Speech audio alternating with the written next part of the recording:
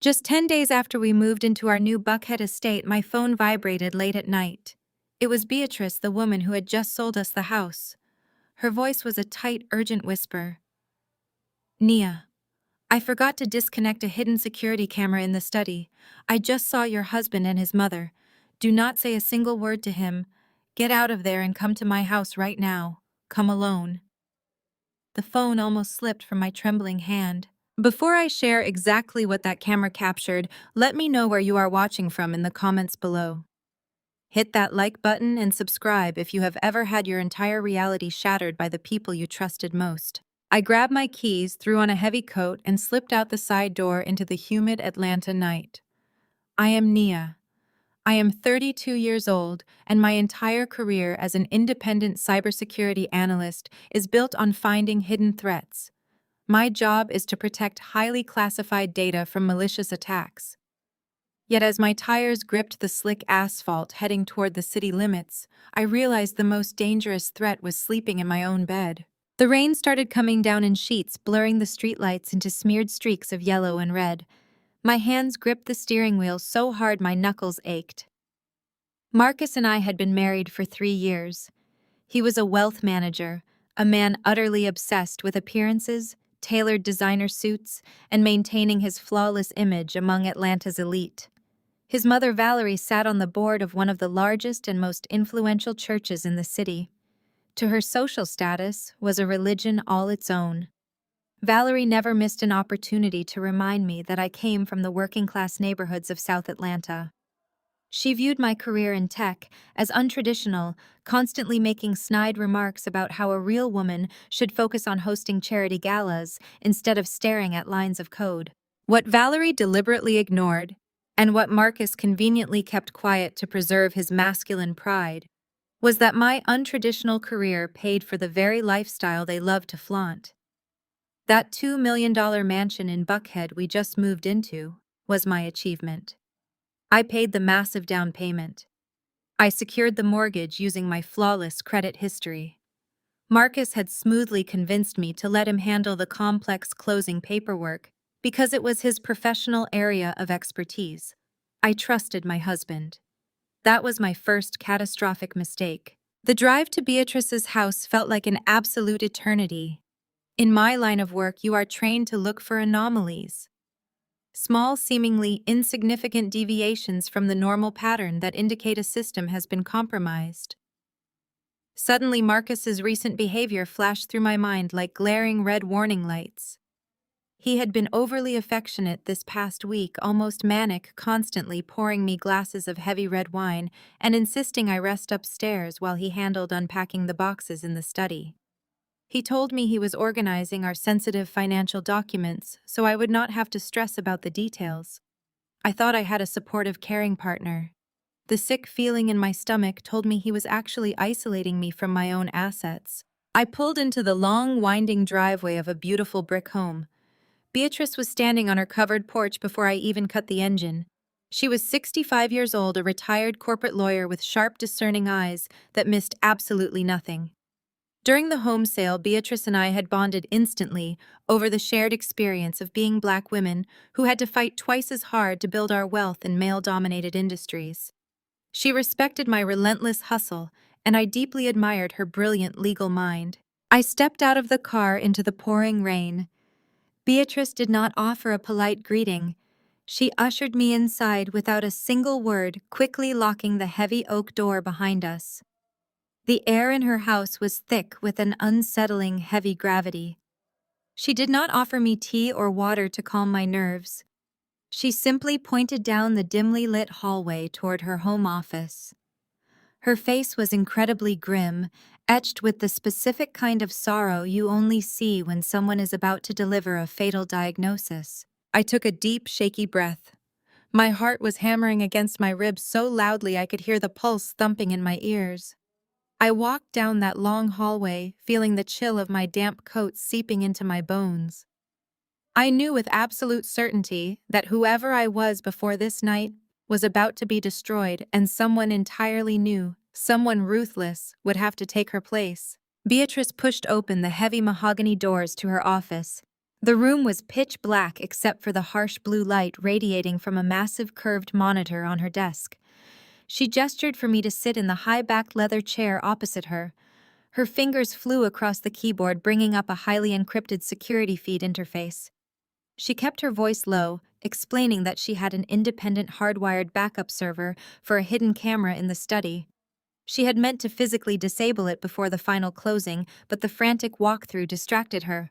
When she logged in tonight to wipe the server and hand over the final administrative controls to me, she saw something she simply could not ignore. She pressed play. The footage crackled to life. The camera angle was tilted downward, capturing the entire study from the vantage point of a high-shadowed bookshelf. It gave the room a distorted, sickening perspective that made the world feel instantly unstable.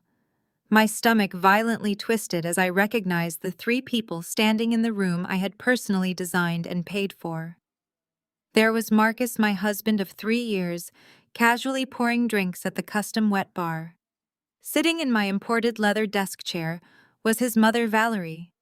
She was running her perfectly manicured fingers over the rich wood surface as if she were calculating its auction value. And leaning casually against the marble fireplace was Trent, Marcus's brother-in-law. Trent was a notoriously arrogant investment director who had always treated me like an uneducated outsider who just got lucky in the tech boom. He wore his privilege like a tailored suit, constantly making condescending jokes about my background at family dinners. Now on the screen, Trent took a sip of my expensive bourbon and smirked. He unzipped his leather briefcase and placed a thick, heavy stack of legal documents right in the center of the desk. "You are absolutely sure she does not read what she signs?" Trent asked, tapping the paperwork with a gold pen. Marcus laughed. It was a relaxed, easy sound that made my skin crawl and my blood run completely cold.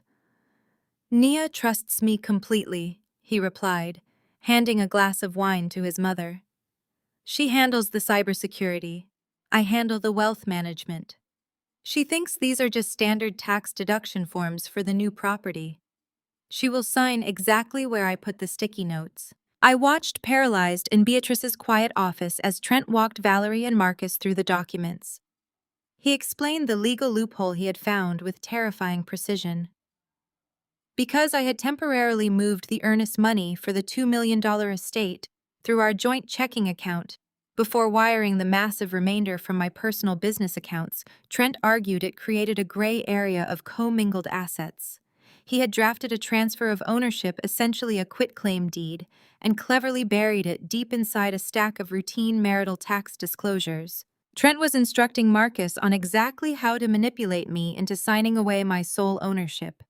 The paperwork would immediately funnel the entire Buckhead property directly into Valerie's irrevocable family trust.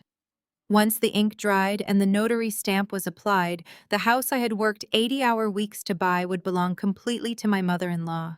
Valerie picked up the documents, her face glowing with greedy, unfiltered satisfaction. "This house is far too grand for a girl from South Atlanta anyway," she sneered, her voice dripping with venom. "She would not know how to maintain a property of this caliber. Putting it in the family trust ensures it stays with the right kind of people.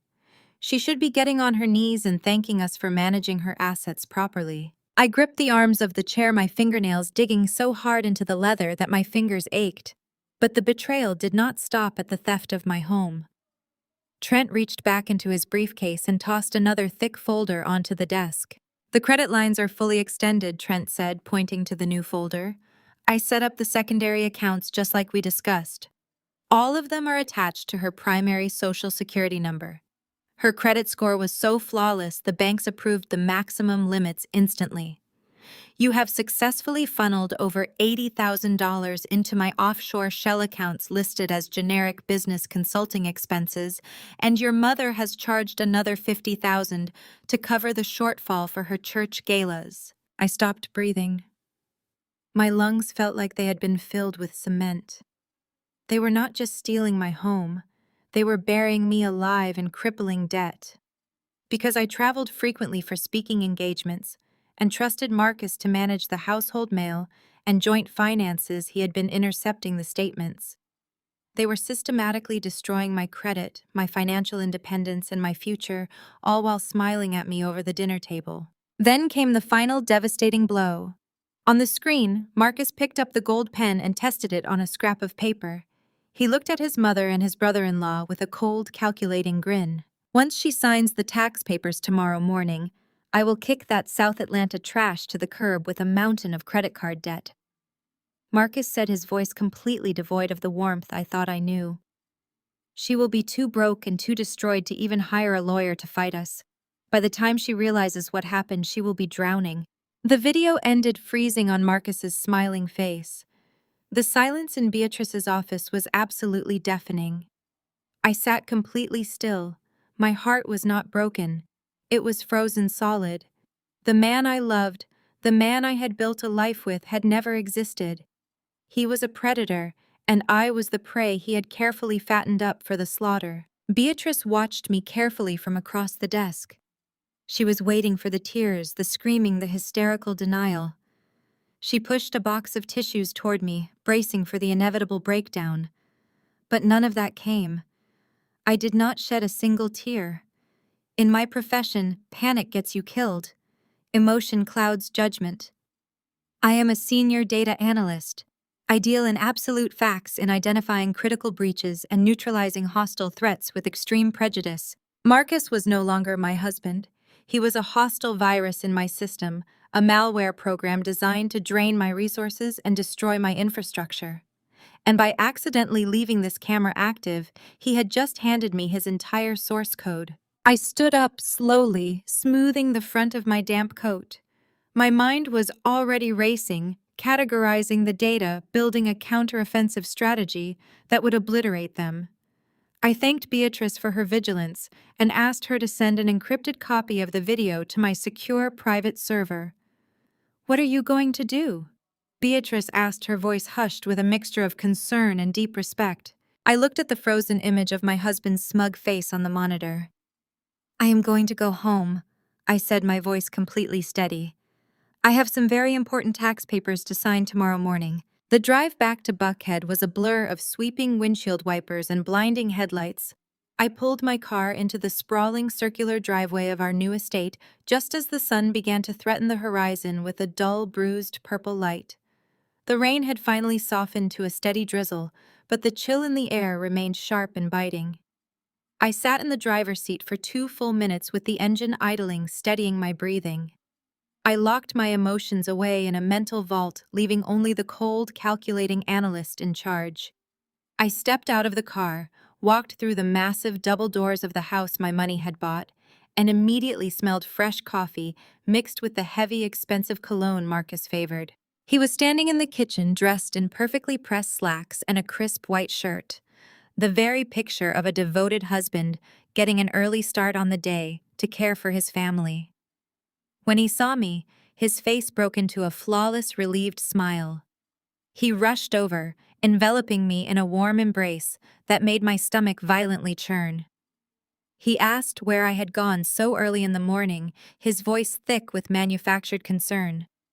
I told him a half-truth about needing to clear my head about the stress of the move and the overwhelming nature of our new reality. He bought it instantly. His ego was far too inflated to ever suspect I was onto his game. He led me gently by the arm into the study. It was the exact room I had just watched on Beatrice's security feed. He ushered me into the high-backed leather chair, the very same one his mother had occupied just hours before while plotting my financial ruin. He poured me a glass of rich, dark red wine, despite the early hour, claiming with a soothing tone that it would help me relax after my stressful morning drive. Then, moving with a practiced, effortless casualness, he slid a thick manila folder across the polished mahogany desk. Marcus smiled, deploying a gentle, reassuring expression designed specifically to disarm me. He tapped the folder lightly with his index finger, telling me Trent had sent over the final tax deduction forms for the estate. He used all the right buzzwords, mentioning property tax shielding, joint asset maximization, and bureaucratic formalities that required immediate attention. He promised me he had already reviewed every single page late last night, so I would not have to worry about the boring legal jargon. All I needed to do, he said smoothly, was sign exactly where he had placed the little yellow sticky notes. He would take care of the rest, file them, with the county, and I could go upstairs and get some well-deserved rest. He reached into his breast pocket and handed me his heavy gold fountain pen. It was the exact same pen Trent had used in the video to point out the loopholes in my financial security. I took the pen. The metal felt heavy and cold against my skin. I did not immediately sign. Instead, I let the silence stretch out thick and suffocating in the dimly lit study. I flipped past the harmless cover page. I bypassed the standard marital disclosures and went straight to the document buried deep in the middle of the stack. I read the legal text, my eyes scanning the carefully constructed paragraphs that explicitly surrendered my entire financial stake in the property over to Valerie's irrevocable family trust. It was brilliantly disguised beneath layers of confusing terminology, but to an analyst trained to find hidden anomalies in millions of lines of code, the threat was glaringly obvious. Marcus shifted his weight slightly, the first tiny crack in his perfect facade. He asked if everything was all right, his tone taking on a slight nervous edge of impatience. He reminded me that the notary was expecting the paperwork by noon, attempting to rush my compliance and force my hand. I looked up slowly, meeting his gaze across the desk. I did not scream. I did not cry. I simply held his eyes, letting him see the absolute void where my affection for him used to live. I gripped the gold fountain pen, pressed the sharp metal nib directly into the center of the signature line on the quitclaim deed, and pushed down hard.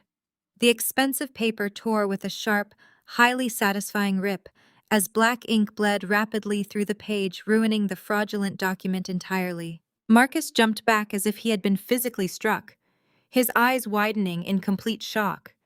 He demanded to know what I was doing, his voice cracking with genuine alarm. I leaned back in the leather chair, my voice as calm and steady as a digital metronome. "Are you absolutely sure these are tax papers, Marcus?" I asked, watching the color drain completely from his handsome face. Because looking closely at subsection 4, this reads a lot less like a standard property tax deduction and a lot more like a complete transfer of my personal assets into your mother's trust fund. The silence that followed was heavy and absolute. Marcus opened his mouth, but no sound came out. The suave, confident wealth manager vanished in an instant, replaced by a terrified, cornered man who had just realized his prey was fully aware of the trap. He stammered, beads of sweat breaking out on his forehead as he frantically tried to string together a coherent sentence. He started to backtrack, claiming it was a massive misunderstanding. A foolish clerical error made by Trent's legal team, a terrible mistake that he had simply overlooked in his haste to get the stressful paperwork processed for me. I did not stay to listen to his pathetic scrambling. I stood up, leaving the ruined documents and the bleeding gold pen on the desk. I walked past him without brushing his shoulder, moving with a deliberate, unhurried pace out of the study and toward the grand staircase. I could hear him calling my name, his voice escalating from a nervous plea to a desperate, panicked demand, but his footsteps remained rooted in the study. He was too paralyzed by the sudden catastrophic collapse of his scheme to follow me. I walked up the grand staircase, my spine perfectly straight, my focus absolute.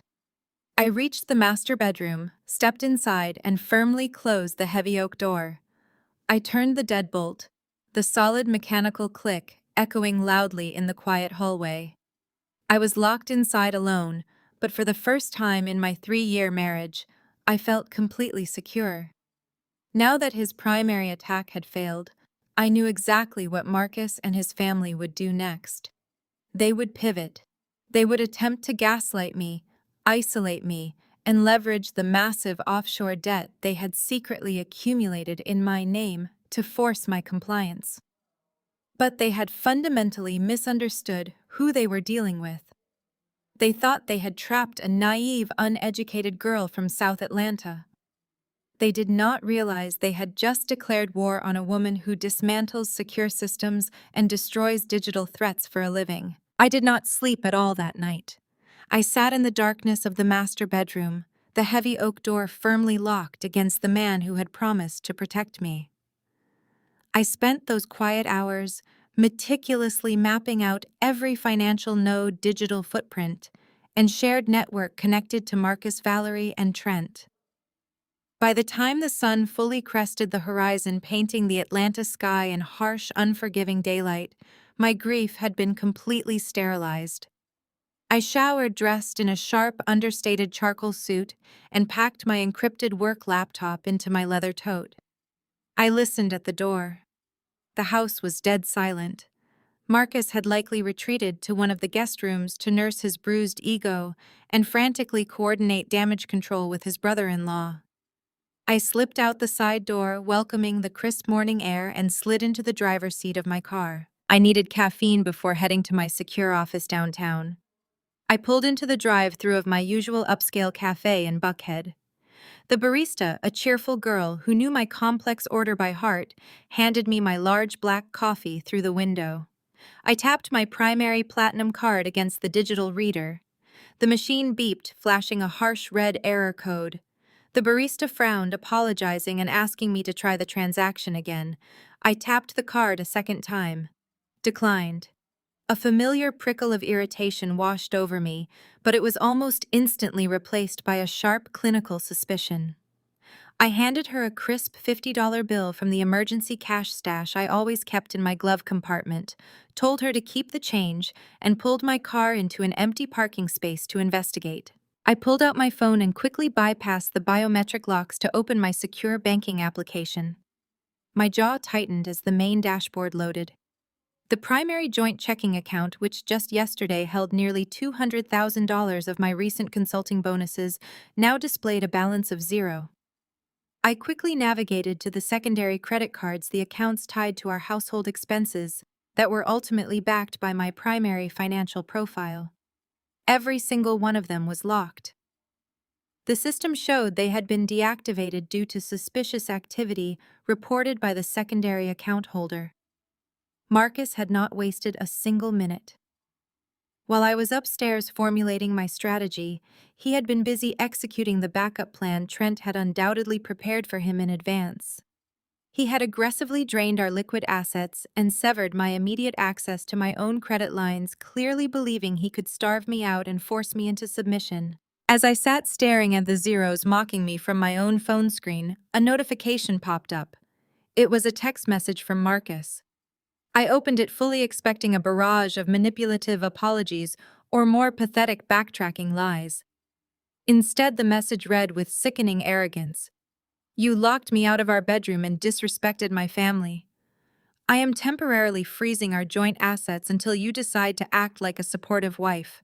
Let me know when you are ready to apologize and sign those tax documents. Consider this a lesson in respect." I read the message 3 times, letting the sheer unfiltered audacity of his words sink deep into my bones. He actually believed he held the upper hand. He thought that by weaponizing the very money I had earned with my own sweat and intellect, he could force me to bow down and blindly sign over a $2 million estate. It was a classic textbook abuser tactic. Isolate the target, cripple them financially, and demand absolute compliance in exchange for basic survival. But Marcus had made a fatal, catastrophic miscalculation. He had spent the last 3 years playing the role of the suave, sophisticated wealth manager, completely forgetting the true nature of my expertise. Because I let him handle the tedious paperwork and balance the checkbooks, he saw me as a naive workaholic who simply brought home massive paychecks. He had entirely underestimated the technical reality of what a senior cybersecurity analyst is capable of doing. Marcus and Trent thought they controlled the entire game board because they currently held the banking passwords and understood the legal loopholes. They did not understand that I controlled the underlying digital architecture of their entire existence. During our marriage, I had personally set up and secured the entire digital infrastructure for our home, our personal devices, and the encrypted networks Marcus used for his private client communications. I had even done pro bono security consulting for Valerie's megachurch and Trent's independent investment firm. I had built the walls protecting their secrets, which meant I held the master administrative keys to every single digital backdoor in their lives. I set my phone down on the passenger seat and opened my encrypted laptop right there in the parking lot. My fingers hovered over the keyboard, a dangerous electric thrill completely replacing the agonizing betrayal from the night before.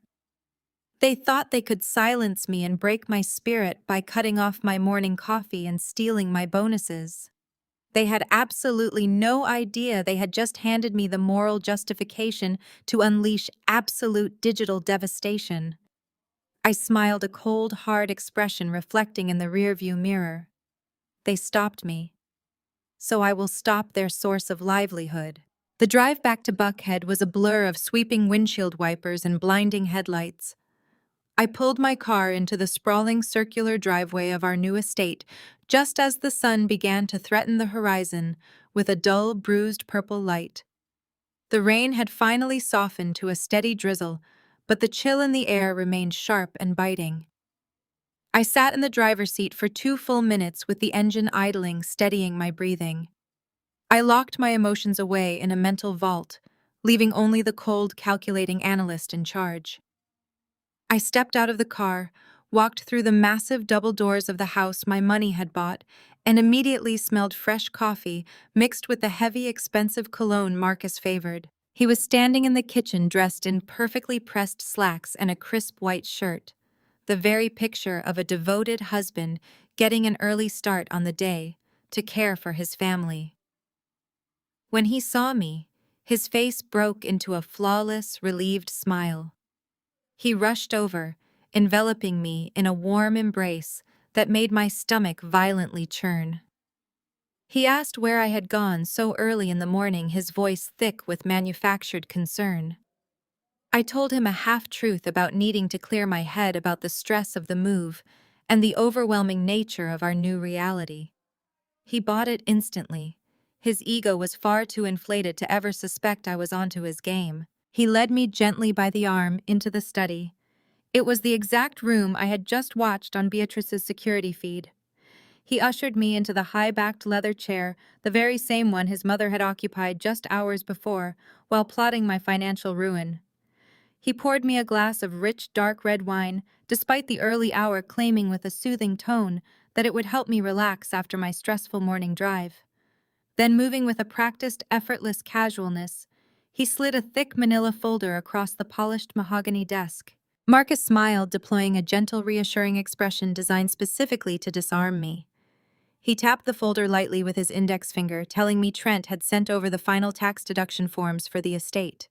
He used all the right buzzwords, mentioning property tax shielding, joint asset maximization, and bureaucratic formalities that required immediate attention. He promised me he had already reviewed every single page late last night, so I would not have to worry about the boring legal jargon. All I needed to do, he said smoothly, was sign exactly where he had placed the little yellow sticky notes. He would take care of the rest, file them with the county, and I could go upstairs and get some well-deserved rest. He reached into his breast pocket and handed me his heavy gold fountain pen. It was the exact same pen Trent had used in the video to point out the loopholes in my financial security. I took the pen. The metal felt heavy and cold against my skin. I did not immediately sign. Instead, I let the silence stretch out thick and suffocating in the dimly lit study. I flipped past the harmless cover page. I bypassed the standard marital disclosures and went straight to the document buried deep in the middle of the stack. I read the legal text, my eyes scanning the carefully constructed paragraphs that explicitly surrendered my entire financial stake in the property over to Valerie's irrevocable family trust. It was brilliantly disguised beneath layers of confusing terminology, but to an analyst trained to find hidden anomalies in millions of lines of code, the threat was glaringly obvious. Marcus shifted his weight slightly, the first tiny crack in his perfect facade. He asked if everything was all right, his tone taking on a slight nervous edge of impatience. He reminded me that the notary was expecting the paperwork by noon, attempting to rush my compliance and force my hand. I looked up slowly, meeting his gaze across the desk. I did not scream. I did not cry. I simply held his eyes, letting him see the absolute void where my affection for him used to live. I gripped the gold fountain pen, pressed the sharp metal nib directly into the center of the signature line on the quitclaim deed, and pushed down hard. The expensive paper tore with a sharp, highly satisfying rip as black ink bled rapidly through the page, ruining the fraudulent document entirely. Marcus jumped back as if he had been physically struck, his eyes widening in complete shock. He demanded to know what I was doing, his voice cracking with genuine alarm. I leaned back in the leather chair, my voice as calm and steady as a digital metronome. "Are you absolutely sure these are tax papers, Marcus?" I asked, watching the color drain completely from his handsome face. Because looking closely at subsection 4, this reads a lot less like a standard property tax deduction and a lot more like a complete transfer of my personal assets into your mother's trust fund. The silence that followed was heavy and absolute. Marcus opened his mouth, but no sound came out. The suave, confident wealth manager vanished in an instant, replaced by a terrified, cornered man who had just realized his prey was fully aware of the trap. He stammered, beads of sweat breaking out on his forehead as he frantically tried to string together a coherent sentence. He started to backtrack, claiming it was a massive misunderstanding, a foolish clerical error made by Trent's legal team, a terrible mistake that he had simply overlooked in his haste to get the stressful paperwork processed for me. I did not stay to listen to his pathetic scrambling. I stood up, leaving the ruined documents and the bleeding gold pen on the desk. I walked past him without brushing his shoulder, moving with a deliberate, unhurried pace out of the study and toward the grand staircase. I could hear him calling my name, his voice escalating from a nervous plea to a desperate, panicked demand, but his footsteps remained rooted in the study. He was too paralyzed by the sudden, catastrophic collapse of his scheme to follow me. I walked up the grand staircase, my spine perfectly straight, my focus absolute. I reached the master bedroom, stepped inside, and firmly closed the heavy oak door. I turned the deadbolt, the solid mechanical click echoing loudly in the quiet hallway. I was locked inside alone, but for the first time in my 3-year marriage, I felt completely secure. Now that his primary attack had failed, I knew exactly what Marcus and his family would do next. They would pivot. They would attempt to gaslight me, isolate me, and leverage the massive offshore debt they had secretly accumulated in my name to force my compliance. But they had fundamentally misunderstood who they were dealing with. They thought they had trapped a naive, uneducated girl from South Atlanta.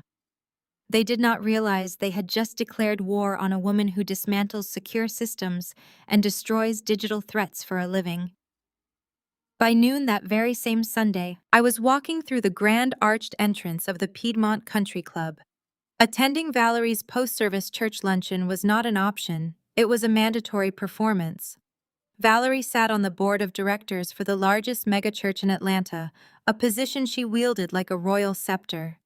To her, religion was simply another networking event, a weekly opportunity to display her wealth, judge her peers, and demand absolute compliance from her family. I knew walking into that dining room that I was stepping onto a battlefield. Marcus and his family believed I was completely broken.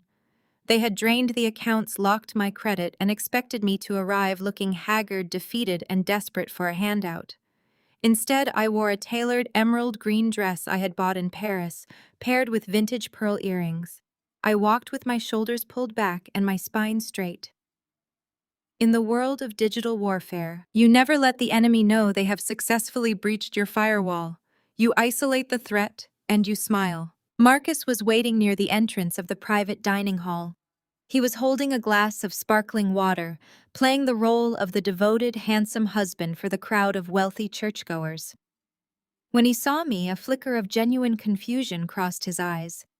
He quickly masked it with a tight, strained smile and reached out to guide me by the waist. I allowed it, letting his hand rest against my back, feeling the nervous tension radiating through his fingertips. He leaned in close, whispering through gritted teeth that we would discuss my little stunt in the study when we got home, but for now I needed to play my part. I did not say a word. I simply offered him a serene, empty smile and walked past him to take my seat. The private dining table was a massive slab of polished mahogany set with heavy crystal goblets, sterling silver cutlery, and elaborate floral centerpieces. Valerie sat at the head of the table holding court.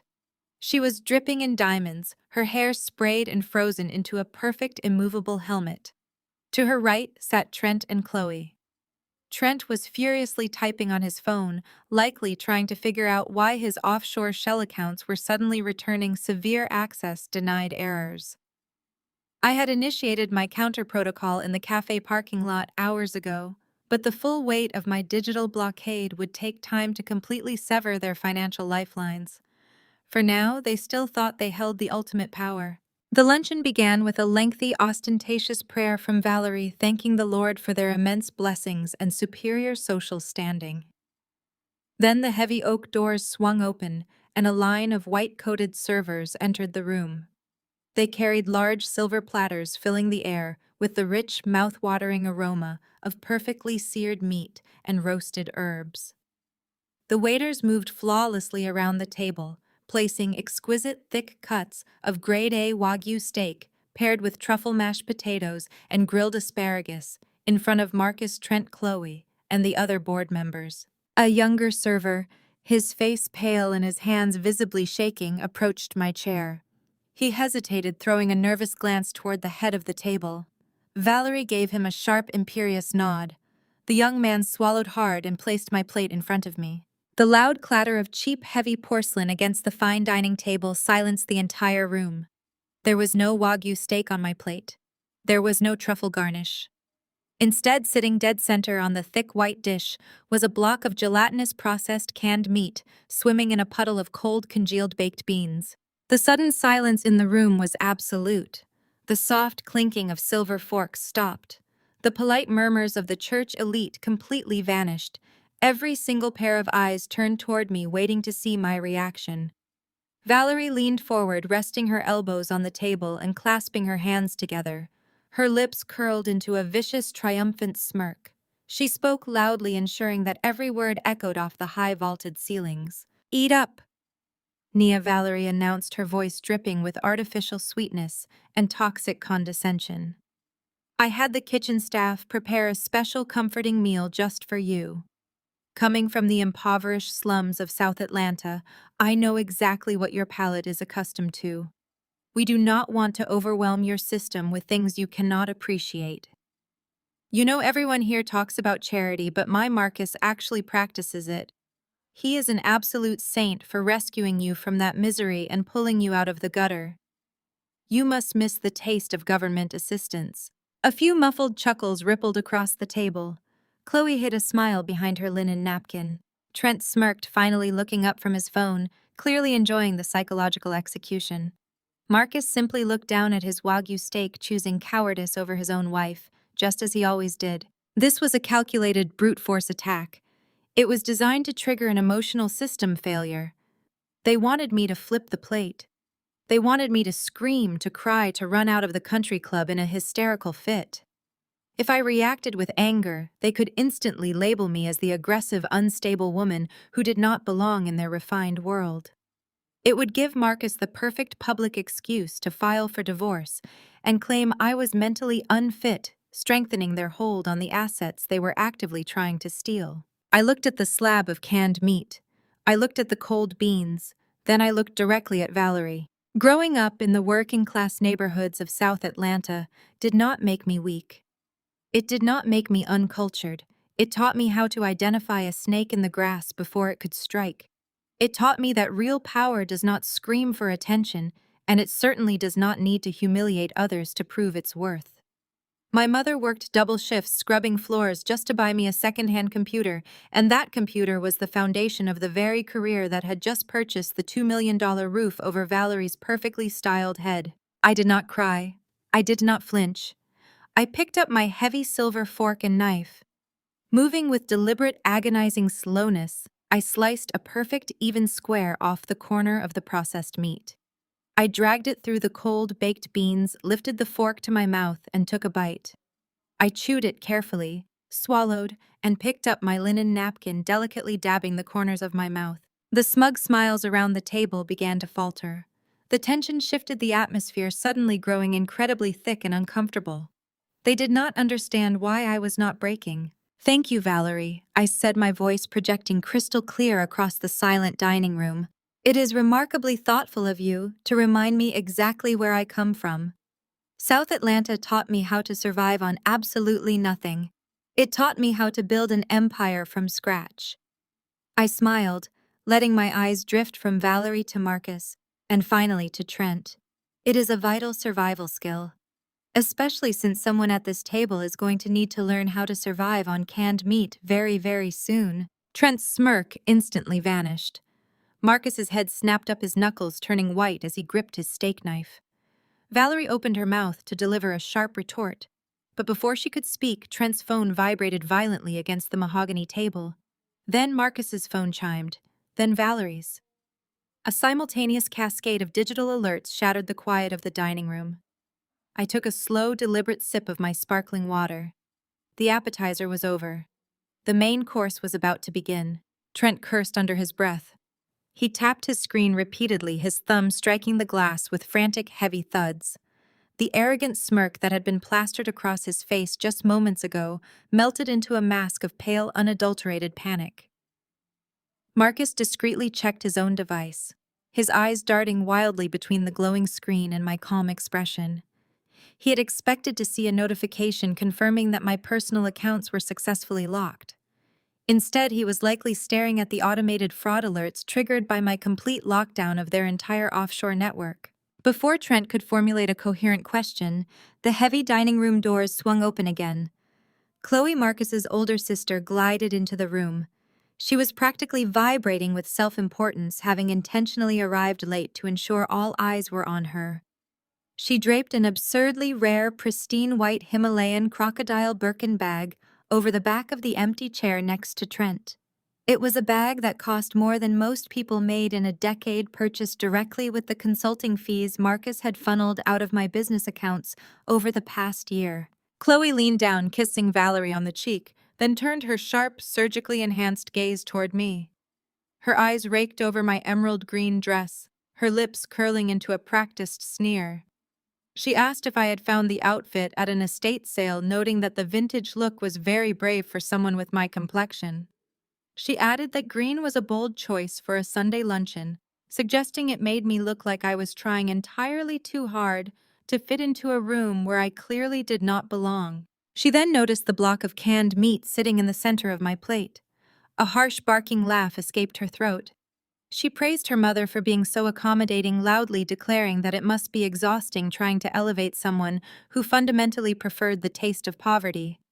She told Marcus he was an absolute saint for putting up with a woman who had absolutely no concept of refined society or high fashion. I watched Chloe preen her entire identity, wrapped up in a stolen handbag and an unearned sense of superiority. She was nothing more than empty code, a superficial program running on a predictable, shallow loop. I did not acknowledge her insult. I simply took another sip of my water, my silence acting as a mirror reflecting their profound insecurity. Trent, however, was spiraling. The silent emergency alerts on his phone were not stopping. His hands were visibly shaking as he shoved the device face down onto the mahogany table. He desperately needed a target, a distraction from the catastrophic financial meltdown happening in his pocket. He turned his panicked aggression entirely on me, his voice booming across the private dining room. He leaned aggressively toward Marcus, slamming his fist against the table, causing the crystal wine glasses to rattle. He demanded that Marcus get his wife under control. Trent declared that my insolent attitude was a direct reflection of my complete lack of education and breeding. He sneered, stating that a woman with zero financial literacy, a glorified typist from the wrong side of the tracks, had no right to sit at a table with Atlanta's true elite and act with such blatant disrespect. Trent puffed out his chest, his arrogance temporarily masking his underlying terror. He lectured Marcus, telling him that marrying a charity case was a massive liability.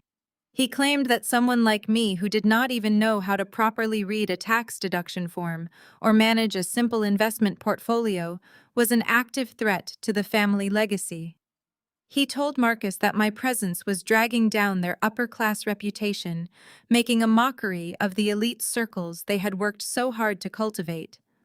A woman without an ounce of financial sophistication, Trent spat, will ultimately ruin the very foundation of this family. Valerie nodded in fervent agreement, her eyes gleaming with malice. She told Marcus to listen to his brother-in-law, reinforcing the narrative that I was an ignorant burden who needed to be managed, controlled, and kept quietly in the shadows. I placed my water glass down on the table. The sharp clink of the crystal silenced Trent's tirade. I looked at Trent, analyzing the beads of sweat gathering at his temples. He was terrified.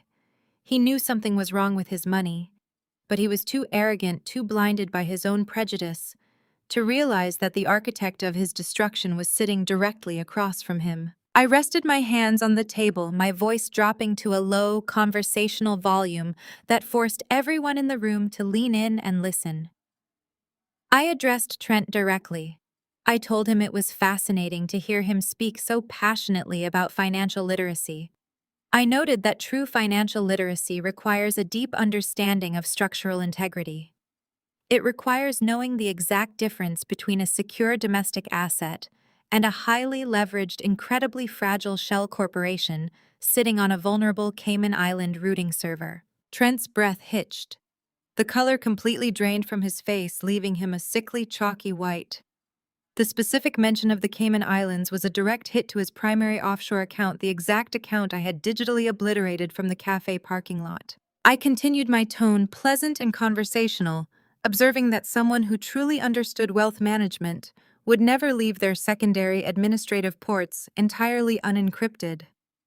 I told him that an uneducated person from South Atlanta might make a foolish mistake like that, but surely a brilliant high society investment director would know better than to leave the digital backdoor wide open for anyone to walk in and seize the master ledger. Marcus stared at me, his mouth slightly open, the horrifying realization slowly dawning in his eyes. He looked at Trent, then back at me. The arrogant, condescending atmosphere in the room shattered entirely, replaced by a suffocating, terrifying tension. Chloe looked confused, missing the technical threat completely, but sensing the sudden, drastic shift in power. Valerie's smirk vanished, replaced by a tight, nervous frown. I smiled at Trent, a genuine, unwavering smile. I suggested he check his phone again, noting that a lack of financial literacy can sometimes lead to sudden, unexpected zero balances. The frantic, synchronized chiming of their mobile devices echoed off the wood-paneled walls of the private dining room. Trent stared down at his screen, his jaw practically unhinged. The arrogant flush that had colored his cheeks just moments prior vanished, replaced by a sickly, ashen gray. His thumb swiped violently across the glass, refreshing the page over and over again, as if the sheer force of his denial could rewrite the digital reality unfolding before his eyes. I knew exactly what he was looking at. He was staring at a cascade of automated fraud alerts and critical system failures. The offshore accounts he had so meticulously hidden behind layers of shell companies were no longer responding to his administrative credentials. I had not just frozen the assets. I had locked him out, scrambled the routing protocols, and triggered internal audits on every single transaction he had authorized over the past 12 months. Marcus was faring no better. He was gripping his phone so tightly his knuckles were completely white. He was staring at the joint banking app, watching the zeros multiply across accounts he thought he controlled. His breathing became shallow and ragged. The suave, confident wealth manager who had poured me wine that morning was gone, replaced by a terrified man who suddenly realized he was entirely exposed. Valerie, oblivious to the technical catastrophe destroying her son and son-in-law, slapped her hand flat against the table. She demanded to know what was so important that it required interrupting a Sunday luncheon. She glared at Trent, then at Marcus, her voice sharp with aristocratic irritation. She was used to commanding total obedience, and the sudden distraction infuriated her. Trent looked up from his phone, his eyes wide and wild. He pointed a trembling finger directly at me. He opened his mouth, trying to summon the booming, condescending voice he had used to lecture me just minutes before. He tried to call me a thief. He tried to label me a hysterical, uneducated liability, but the words caught in his throat. He was a man who relied entirely on the illusion of power, and I had just deleted his underlying source code. I decided it was time to end the luncheon. I pushed my heavy mahogany chair back. The legs scraped loudly against the polished hardwood floor, a sharp, abrasive sound that cut right through the frantic chiming of their phones. I stood up slowly, smoothing the front of my emerald green dress. I picked up my pristine white linen napkin. I held it for a brief second, making sure every single eye at the table was locked onto my movements. Then, with deliberate, unhurried precision, I dropped the napkin directly onto the center of my plate. The white fabric settled over the gelatinous block of canned meat and the cold-baked beans soaking up the cheap sauce. It was a visual dismissal of everything they stood for. Trent found his voice. It was a weak, pathetic sound, completely stripped of its former bravado. He told me I was out of line. He sputtered that I had no class, that I was dragging their family name through the mud with my erratic, classless behavior. I stood perfectly still, looking down at him. The digital blockade was only the first phase of my counteroffensive. It was time to deploy the human intelligence I had gathered while auditing their unsecured networks. In my line of work, you do not just secure the perimeter. You learn exactly what kind of garbage the enemy is hiding inside their servers. Class Trent, I asked, my voice ringing out with crystal clear articulation. The entire dining room seemed to freeze. I held his terrified gaze, refusing to let him look away. Class is not using your mother-in-law's credit card to sugar daddy an Instagram model downtown. The silence that slammed into the room was absolute, deafening, and suffocating. It felt as if all the oxygen had been instantly sucked out of the air. Trent's face went from pale gray to stark white. He stopped breathing. Next to him, Chloe's smug, surgically enhanced expression completely collapsed. She slowly turned her head to look at her husband, her eyes widening in sheer horror. Her gaze dropped to the pristine white Himalayan crocodile Birkin bag, resting on her chair, the ultimate symbol of her perceived status, suddenly tainted by the reality of her husband's deception. Valerie's reaction was the most satisfying. The haughty matriarch of the family, the woman who had just mocked my upbringing and served me dog food to prove her superiority, let out a sharp, choked gasp. Her perfectly manicured hand flew to her chest. I had not just exposed Trent's infidelity. I had exposed his financial parasitism. I had revealed to Valerie that the man she trusted, the man who managed her precious, irrevocable family trust, was actively siphoning her personal credit lines to fund a secret, sordid double life. I had turned their alliance into a firing squad. Marcus looked up at me, his eyes pleading silently, begging me to stop before I destroyed every single illusion keeping his family intact. But a virus does not get a reprieve simply because it asks nicely. You eradicate it completely. I did not raise my voice. I did not need to. I had planted the explosive charge right in the center of their pristine upper-class facade.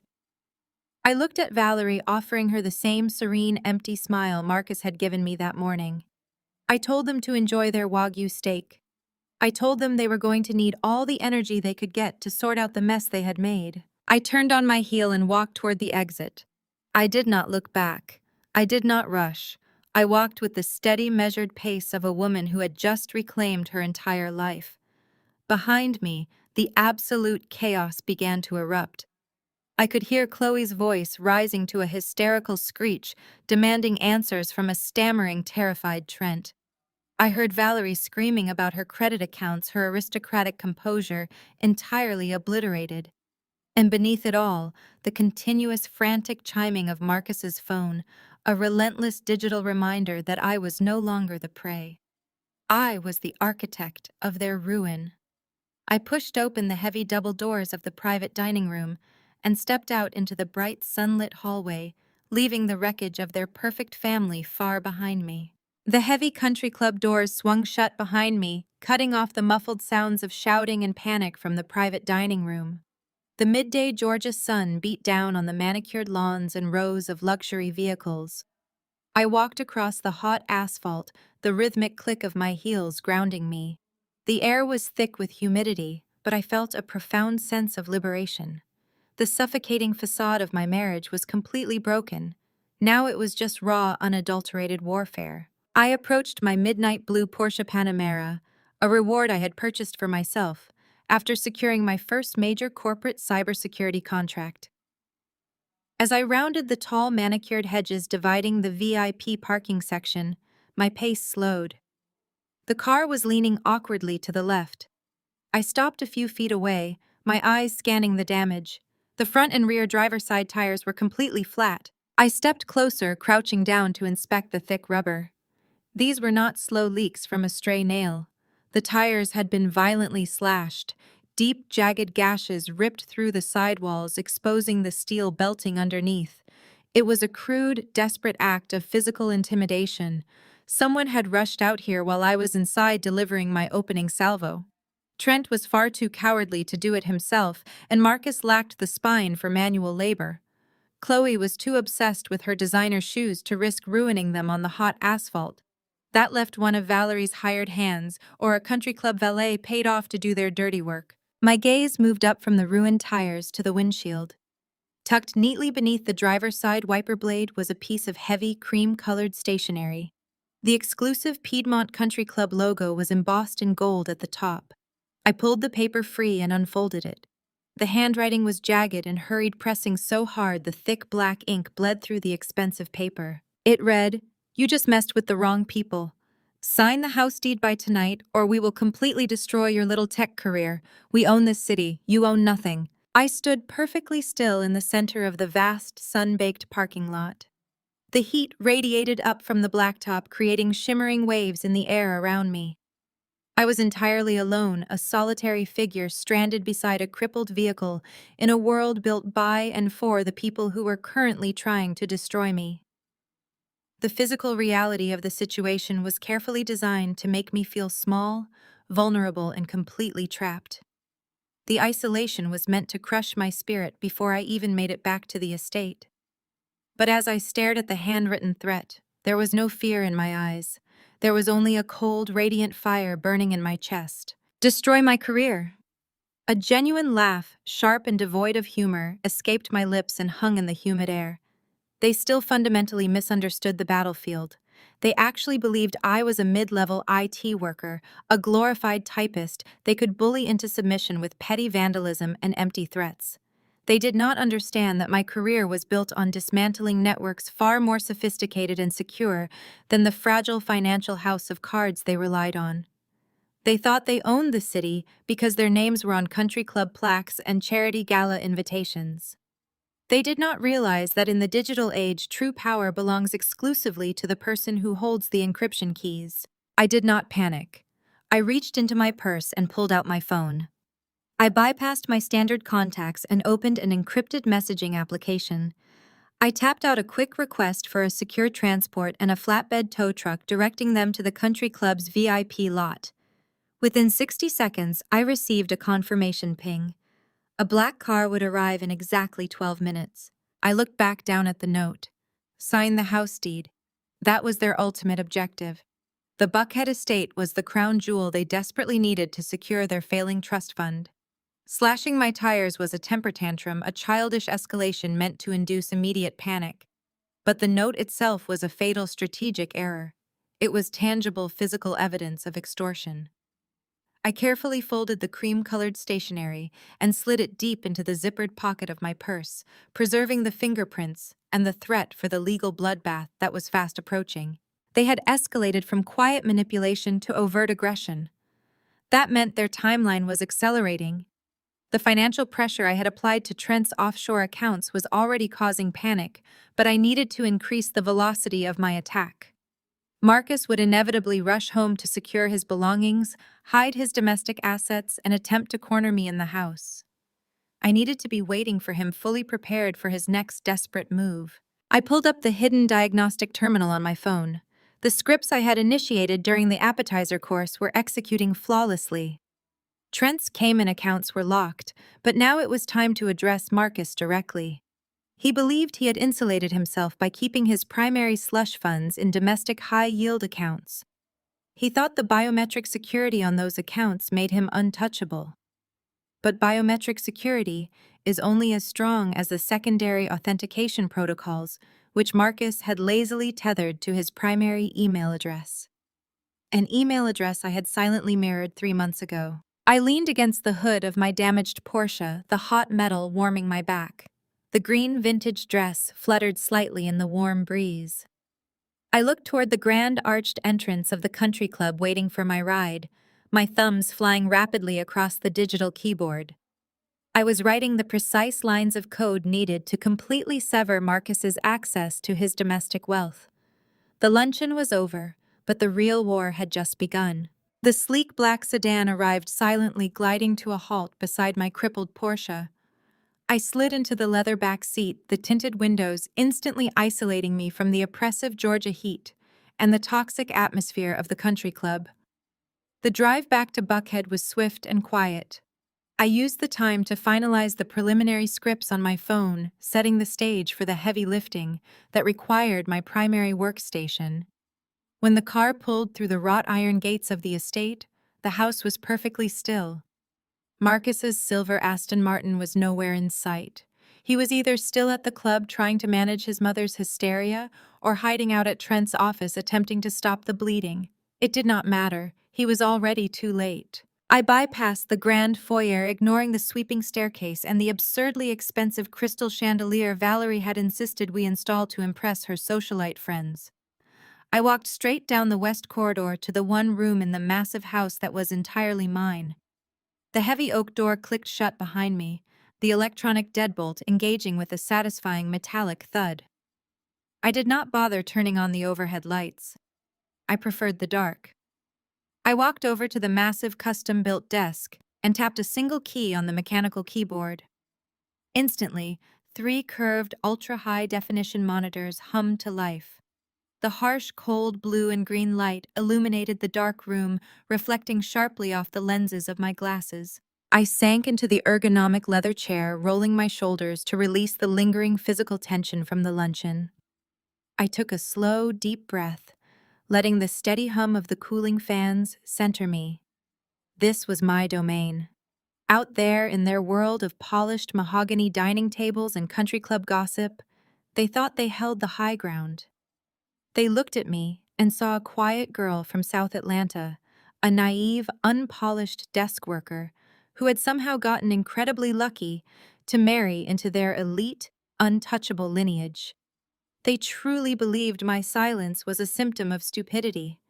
They mistook my patience for submission. They never bothered to ask what an information security architect actually does on a daily basis.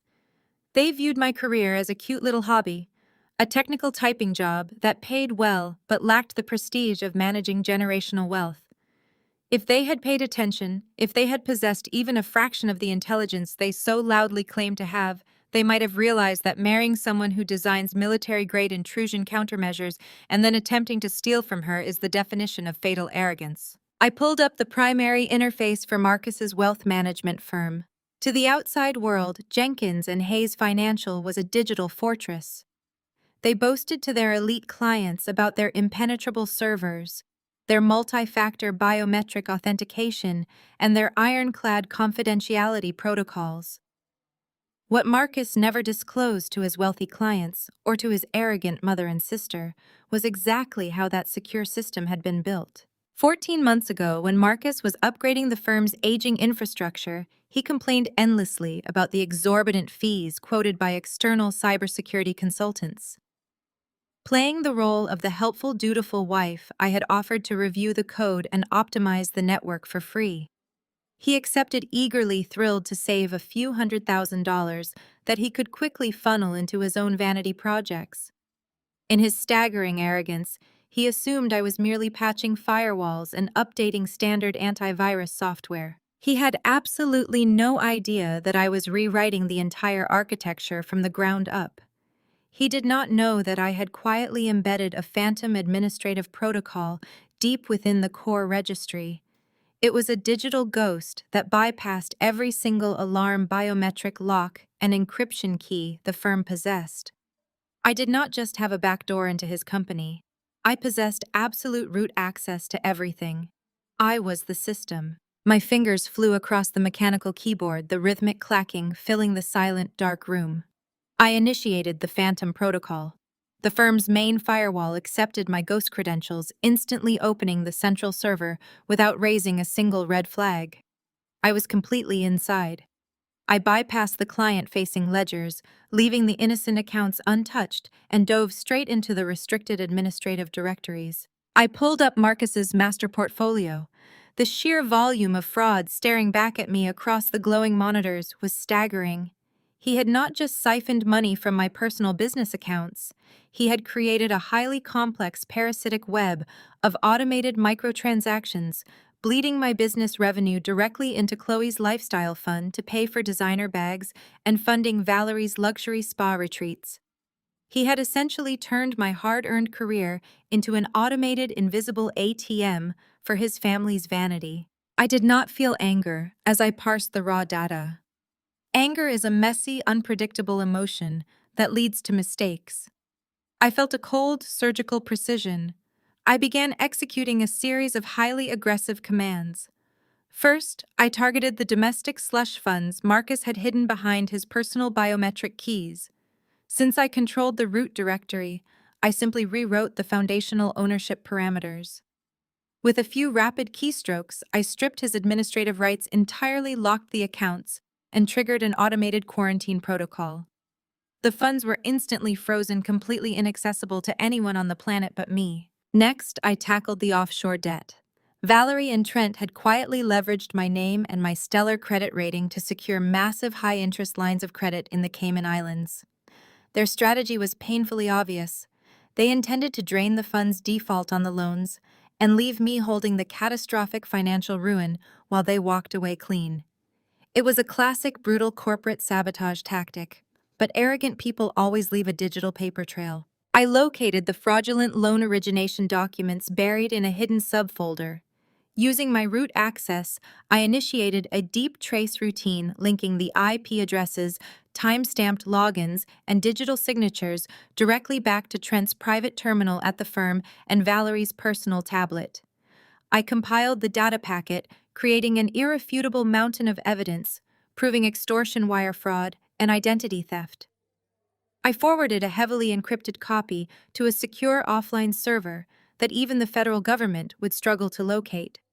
Then I rerouted the liability.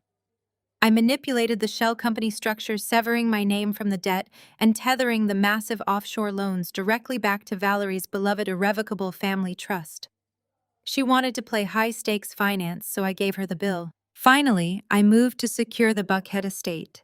The physical quitclaim deed Marcus had tried to force me to sign that morning was a crude analog attempt to steal my home. But the actual digital title was still registered in the county database under my name. I accessed the municipal servers using a backdoor exploit I had mapped out years ago. I placed a hard digital lock on the property title, attaching a multifaceted high-priority fraud alert. The system would now automatically block any attempt to transfer, sell, or borrow against the house without my physical in-person authorization, accompanied by dual legal counsel. The house was a fortress, and I had just welded the heavy iron gates shut. I leaned back in my ergonomic chair, the blue light of the monitors casting long, sharp shadows across the walls of the dark office. The initial phase of my retaliation was entirely complete. I had neutralized their offensive capabilities, dismantled their financial lifelines, trapped them in their own fraudulent debt, and fully secured my hard-earned assets. The predator they had unknowingly invited into their home, the woman they thought they could break and discard, was now fully awake.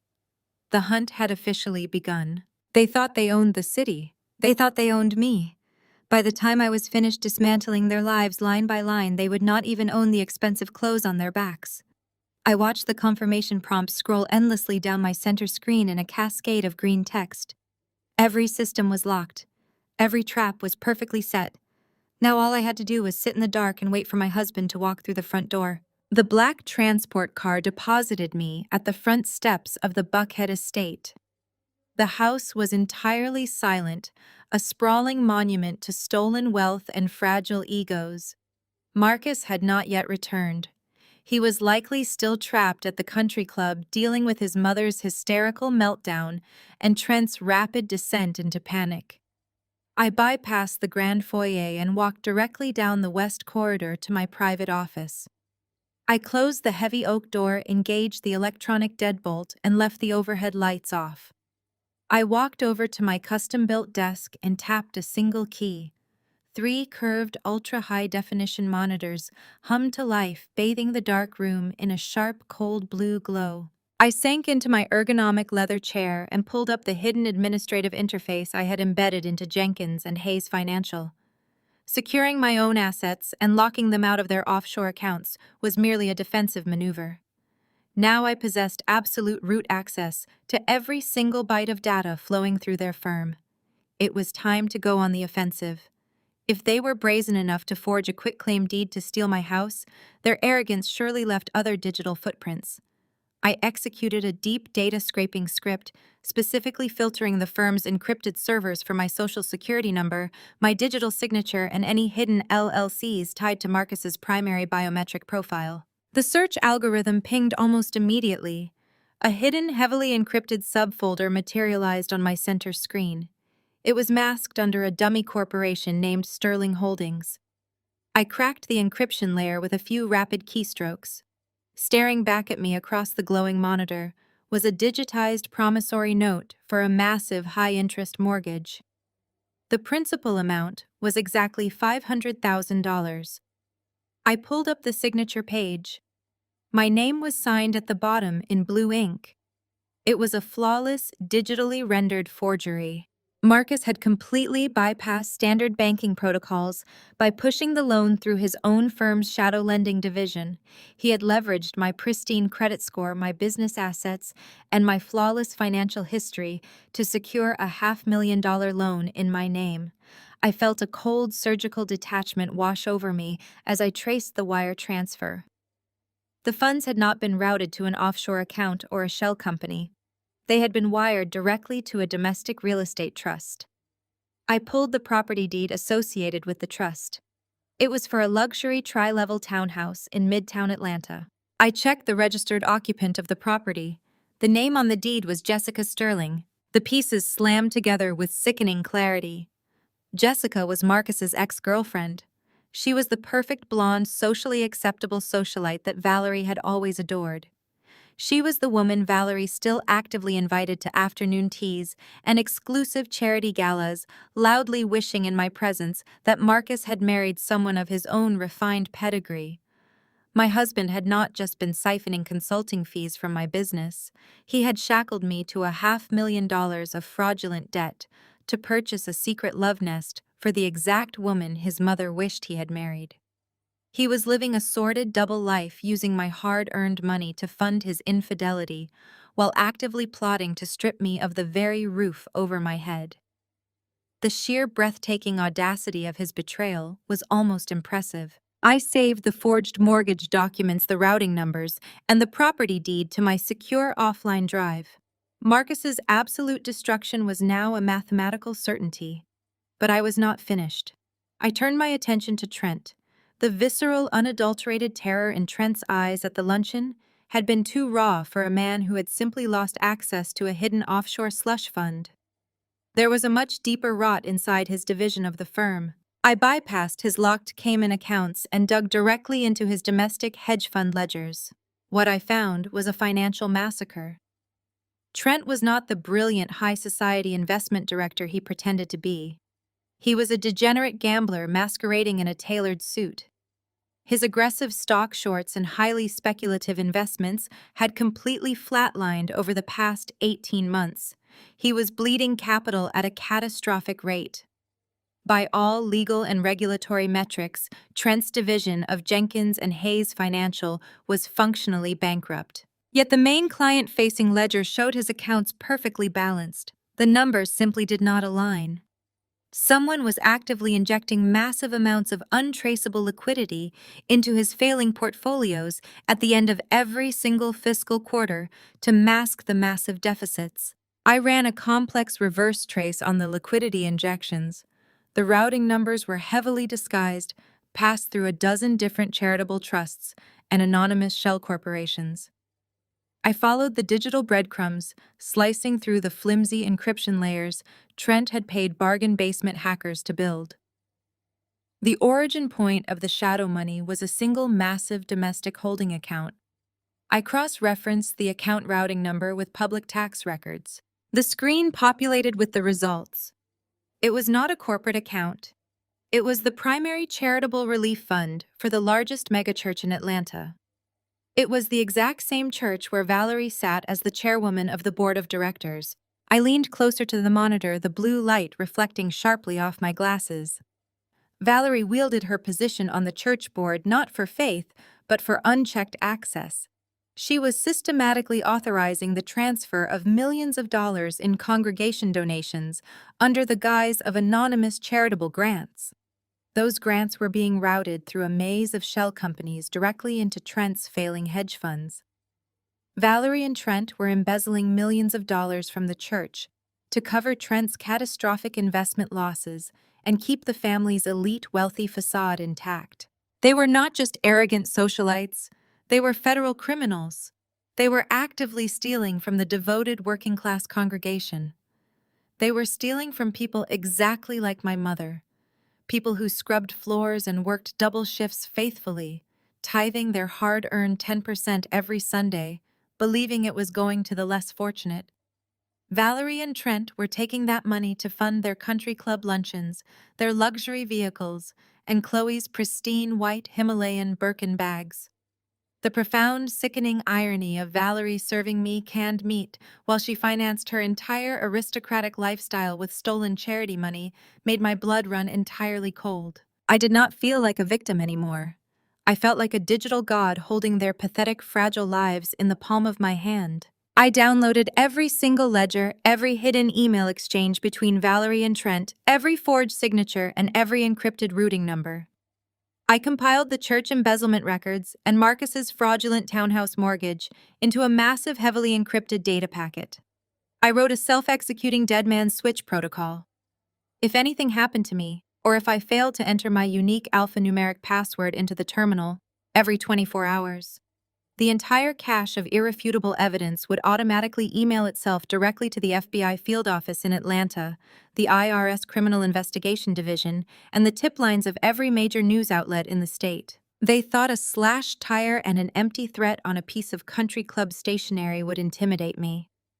They thought they were dealing with a frightened, uneducated girl who would quietly sign over her house and walk away in tears. They had absolutely no idea they had just handed a loaded weapon to a woman who builds and destroys secure systems for a living. I locked my terminal, stood up from my desk, and walked out into the grand hallway of the estate to wait for my husband. The heavy oak door of my office remained firmly shut, securing me in the cool, artificially lit darkness of my sanctuary. The silence in the estate was absolute, thick with the anticipation of the coming storm. I sat perfectly still in my ergonomic chair, my eyes tracking the green lines of code cascading across my monitors. I was waiting for Marcus to burst through the front doors, but the first person to break the silence was not my husband. It was his sister. My cell phone, resting on the polished mahogany desktop, erupted with a sharp, demanding ringtone. The caller ID flashed Chloe's name in bright white letters. I stared at the screen for a moment, letting it ring twice before I reached out and tapped the speaker button. Her voice pierced the quiet room, shrill, entitled, and completely devoid of any basic greeting. She demanded to know why the family trust accounts were glitching. She complained that she was standing in the middle of a VIP fitting room at Phipps Plaza and her transaction was stalled. Then, without missing a beat, she shifted to her primary objective. She ordered me to wire $30,000 into her personal checking account immediately. The annual family trip to Paris was next week, and since Marcus was apparently dealing with some ridiculous technical error, it was my responsibility to cover her luxury travel expenses. I leaned back in my chair, folding my hands in my lap. I calmly informed her that I would not be funding her European vacation today or ever. Chloe let out a harsh, mocking laugh that grated against the phone speaker. She told me I did not have a choice. She dropped her voice into a venomous, conspiratorial whisper, dripping with upper-class arrogance.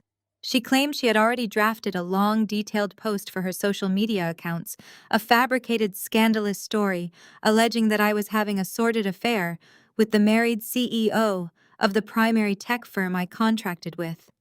She boasted about her thousands of followers, the country club wives, the industry executives, the local journalists who hung on her every word.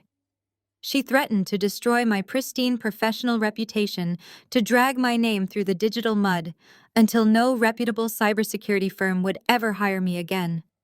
She gave me exactly 10 minutes to initiate the wire transfer, or she would press post and ruin my life. I sat in the glow of my 3 monitors, processing the sheer breathtaking stupidity of her threat. Chloe was attempting to blackmail a senior systems architect with a fake Facebook post. She was bringing a plastic butter knife to a thermonuclear war. A cold, genuine smile spread across my face. I did not raise my voice. I did not argue or beg. I simply told her to enjoy the rest of her shopping trip, reached forward, and tapped the red icon to end the call. I tossed the phone aside and immediately turned my full attention back to my keyboard. Chloe believed her power resided in her social status and her fabricated internet clout. She failed to comprehend that her entire existence, her flawless designer wardrobe, her luxury vehicles, and her exclusive memberships were entirely dependent on the digital plastic rectangles sitting in her purse. She was a parasite feeding off a host I now completely controlled. I accessed the central financial portal I had compromised earlier. Bypassing Marcus's frozen domestic accounts, I isolated the subdirectories tied directly to Chloe. She operated on 3 highly exclusive black titanium credit cards, all tethered to the family's primary wealth management fund. With a few rapid, precise keystrokes, I infiltrated the creditor databases. I did not simply freeze her accounts or report the cards as lost. That would only result in a minor inconvenience, a temporary hold that a quick phone call to customer service might resolve. I needed to deploy a financial death sentence. I executed a severe fraud protocol on all 3 card numbers simultaneously. I flagged the accounts with priority level 1 security markers, hard-coding digital alerts into the banking mainframe, indicating that the authorized user identity had been completely compromised by an international money laundering syndicate. I initiated a direct mandate to the credit bureaus and the merchant processing networks. The system automatically generated a Code 10 directive, the highest level of merchant alert. It was a direct automated instruction to any retailer attempting to run the cards. Do not honor the transaction. Confiscate the physical card immediately. Contact local law enforcement. I opened a secondary terminal window and tapped into the encrypted merchant processing relay for the luxury shopping district. I watched the raw data feed, tracking the geographic location of Chloe's digital footprint. She was still inside the Saint Laurent boutique at Phipps Plaza. I visualized the scene unfolding in real time. Chloe standing impatiently at the marble checkout counter, tapping her perfectly manicured nails against the glass, glaring at the boutique manager. She would hand over her primary black card to pay for whatever exorbitant leather goods she had selected. On my monitor, the transaction request flashed in bright yellow text. $12,450. I watched the data packet hit the compromised banking server I now controlled. The system responded instantly, ruthlessly executing my newly written parameters. Declined. Fraud alert. Confiscate card. I watched the second transaction request appear exactly 40 seconds later as a panicked Chloe handed the manager her backup card. Declined. Fraud alert. Confiscate card. A third attempt followed. Declined.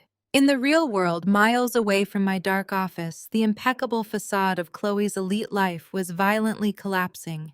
The polite, deferential boutique manager would look down at the terminal screen, the color draining from her face as the severe fraud warnings flashed in red. Following strict luxury retail protocols, the manager would quietly step back from the counter and signal the store's private security detail. I leaned closer to my screens, the glow reflecting in my glasses, picturing the exact moment Chloe's arrogance shattered. 2 large uniformed security guards would step into the pristine, brightly lit boutique. They would approach Chloe, completely ignoring her demands to run the cards again. Following the Code 10 directive, the manager would refuse to hand the titanium cards back, sliding them into a secure drawer under the counter. Chloe would explode. The woman who had never been denied anything in her entirely subsidized life would pitch a massive hysterical fit right in the center of the store. She would scream at the staff demand to speak to corporate ownership and try to snatch her shopping bags off the counter. The security guards would immediately intervene, stepping between her and the merchandise. They would firmly inform her that the banking authorities had flagged her identity for severe financial fraud and that she was not permitted to leave the premises with any merchandise until the local police arrived to verify her identity. The true punishment would not just be the loss of the items or the terrifying threat of law enforcement, it would be the audience. Phipps Plaza on a Sunday afternoon was heavily populated by Valerie's high society friends, Chloe's frenemies, and the wealthy elite she so desperately tried to impress. They would be standing outside the glass storefront watching her scream at security guards while her credit cards were seized. They would be whispering, recording the humiliating spectacle on their smartphones, broadcasting her financial ruin to the exact social circle she used to define her worth. The fake Facebook post she had threatened me with would be entirely eclipsed by the very real, very public viral video of her being detained for credit card fraud. Inside my quiet office, my cell phone suddenly lit up, vibrating violently against the wood desk. Chloe was calling. I did not touch the phone. I sat perfectly still, letting the device vibrate until the call went to voicemail. 10 seconds later, it rang again, then again. I tapped the screen and opened the voicemail interface, placing the audio on speaker. The first message was a barrage of shrill, unhinged rage. Chloe was screaming into the receiver, her voice echoing off the marble walls of the boutique in the background. She demanded I fix the bank glitch instantly. She called me derogatory names, threatening to have Marcus ruin me, promising to post her fabricated blackmail story to every media outlet in the city. I deleted the message. The second voicemail arrived 2 minutes later. The rage had evaporated entirely, replaced by breathless, hyperventilating panic. Her voice was shaking as she explained that the security guards were physically blocking the exit. The boutique manager was on the phone with the Atlanta Police Department Fraud Division. Chloe was begging me to transfer funds to her checking account, pleading with me to call the credit card company and verify her identity so she could leave the mall before she was arrested. I deleted the message. The third and final voicemail was nothing but pathetic, ragged sobbing. The arrogant blackmailer was completely gone, reduced to a terrified child, realizing she was utterly powerless. She offered to delete the drafted Facebook post. She promised to never speak to me again. She begged for mercy, her voice cracking, as she whispered that people were taking photos of her. I listened to her cry for a few seconds, absorbing the raw sound of a predator discovering what it feels like to become prey. Then, with deliberate, unhurried precision, I pressed the block contact button.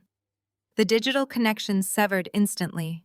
I dropped the phone back onto the desk, leaving Chloe trapped in her own public nightmare, surrounded by security, waiting for the police with absolutely no one coming to save her. I did not have to wait long. Less than 20 minutes after the digital connection with Chloe severed, the heavy double doors of the Buckhead estate flew open with a violent, reverberating crash. The sound echoed through the cavernous foyer, shattering the absolute silence of the house. I remained seated in my dark office for a brief second, closing my laptop and slipping the encrypted primary hard drive into the inner pocket of my tailored blazer. I stood up, smoothed the front of my emerald dress, and walked out into the grand hallway to meet the invasion. Marcus stormed into the entryway, his usually immaculate appearance completely unraveled. His expensive silk tie was loosened and pulled askew, his hair disheveled, and dark patches of sweat stained the underarms of his custom-tailored shirt. He looked like a cornered animal, desperately trying to project dominance. He was breathing heavily, his chest heaving as his eyes darted around the pristine space before locking onto me. He was not alone. Behind him, their heavy black boots thudding loudly against the imported Italian marble, walked 2 local police officers. I recognized them immediately. Officers Davis and Miller. They were fixtures at the Piedmont Country Club, regularly working off-duty security details for Trent's private high-stakes poker games. They were essentially on Trent's payroll, functioning as the family's personal taxpayer-funded muscle whenever a situation required the intimidating presence of an official uniform. The systemic corruption of this town's elite was perfectly encapsulated in their smug, hostile expressions as they flanked my husband. Marcus sneered, an ugly, desperate expression twisting his features. He slapped a thick manila folder violently against the surface of the mahogany console table. "It is over," he barked, his voice loud and cracking slightly with adrenaline. "You played a cute little game with the accounts today, but you vastly overplayed your hand." He reached into the folder, pulled out a crisp, officially stamped document, and shoved it aggressively into my chest. I caught the paper before it fell to the floor. The bold, capitalized letters at the top of the page read, "Eviction Notice." I held the paper up, reading the dense legal text. It was a formal order to vacate the premises immediately.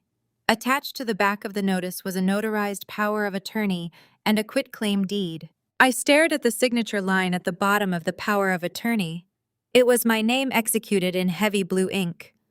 But it was a clumsy, rushed imitation, lacking the fluid, natural stroke of my actual signature. Trent and Marcus had clearly panicked. When they realized their offshore funds were locked and their domestic accounts were rapidly freezing, they had executed their final, most reckless contingency plan.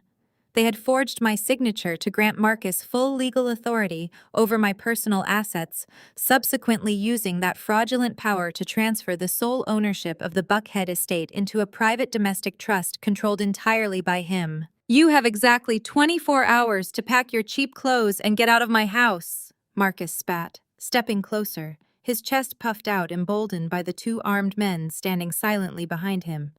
"If you are not entirely off this property by noon tomorrow, Officers Davis and Miller have assured me they will forcibly remove you for criminal trespassing." I looked from the forged document in my hands up to Marcus's sweating, triumphant face. He actually believed he had outsmarted me. He truly thought a fabricated piece of paper stamped by a corrupt notary on Trent's payroll trumped the absolute digital blockade I had placed on the property title just an hour ago. He did not understand that the county registrar system was currently rejecting any changes to this deed. By forging this document and presenting it in the presence of active law enforcement officers to force an illegal eviction, Marcus had just upgraded his crimes from civil financial disputes to severe federal felonies. He had committed grand larceny, real estate fraud, and perjury, all wrapped up in a neat, easily prosecutable physical package. I did not scream. I did not tear the paper in half or throw it back in his face. I did not tell him about the digital locks, the frozen Cayman accounts, the seized credit cards currently destroying his sister's life, or the impending FBI data dump.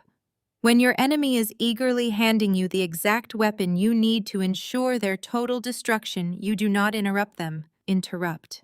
I slowly folded the eviction notice and slipped it into my pocket, placing it right next to the handwritten extortion note from the country club parking lot. I looked at Marcus, my expression completely blank, devoid of any fear or panic.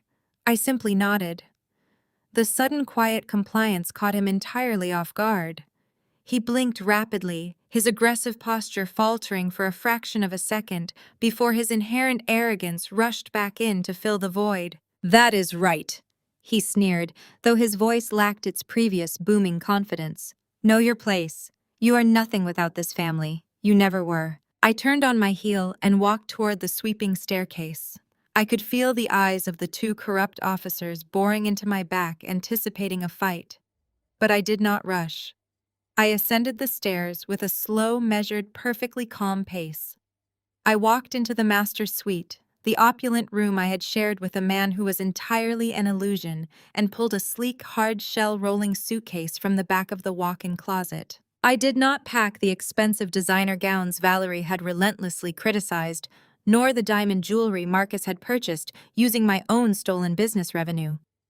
I left every single piece of their tainted lifestyle hanging on the velvet hangers. I packed 3 pairs of simple jeans, a few plain shirts, my encrypted backup drives, and the original physical incorporation documents for my cybersecurity firm. I packed the only things that held actual value. I zipped the suitcase shut. The metallic sound was sharp and definitive in the quiet bedroom. I grabbed the handle and walked back out to the landing, the wheels gliding smoothly over the plush carpet runners. Marcus was waiting at the bottom of the stairs. His arms were crossed over his chest, a triumphant, gloating grin plastered across his face. The two officers stood behind him looking bored, their hands resting lazily on their duty belts. Leaving early, Marcus mocked, gesturing grandly toward the front door. Smartest decision you have made all day. Leave the Porsche keys on the table. That car belongs to the trust now. I reached into my pocket, pulled out the heavy leather-bound key fob, and dropped it onto the console table.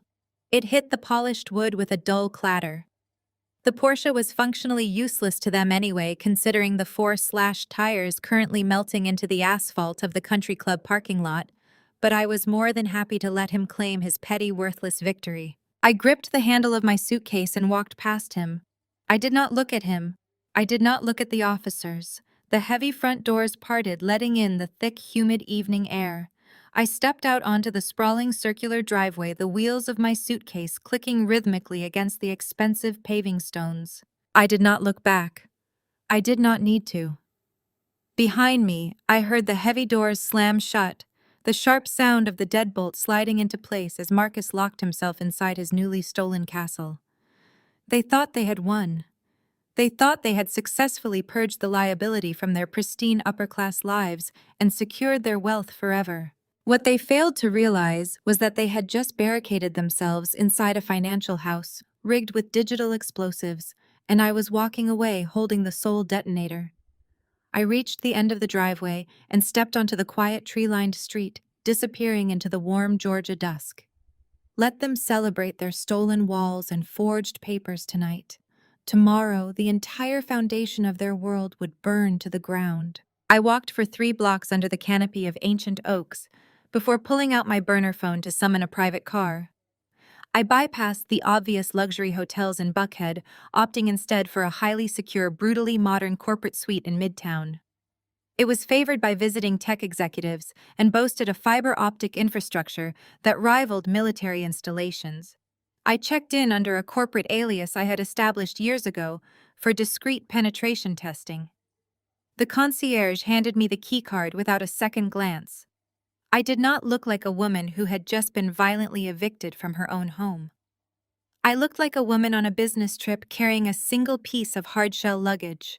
The suite was stark, dominated by floor-to-ceiling windows overlooking the glittering Atlanta skyline. I did not bother unpacking my clothes.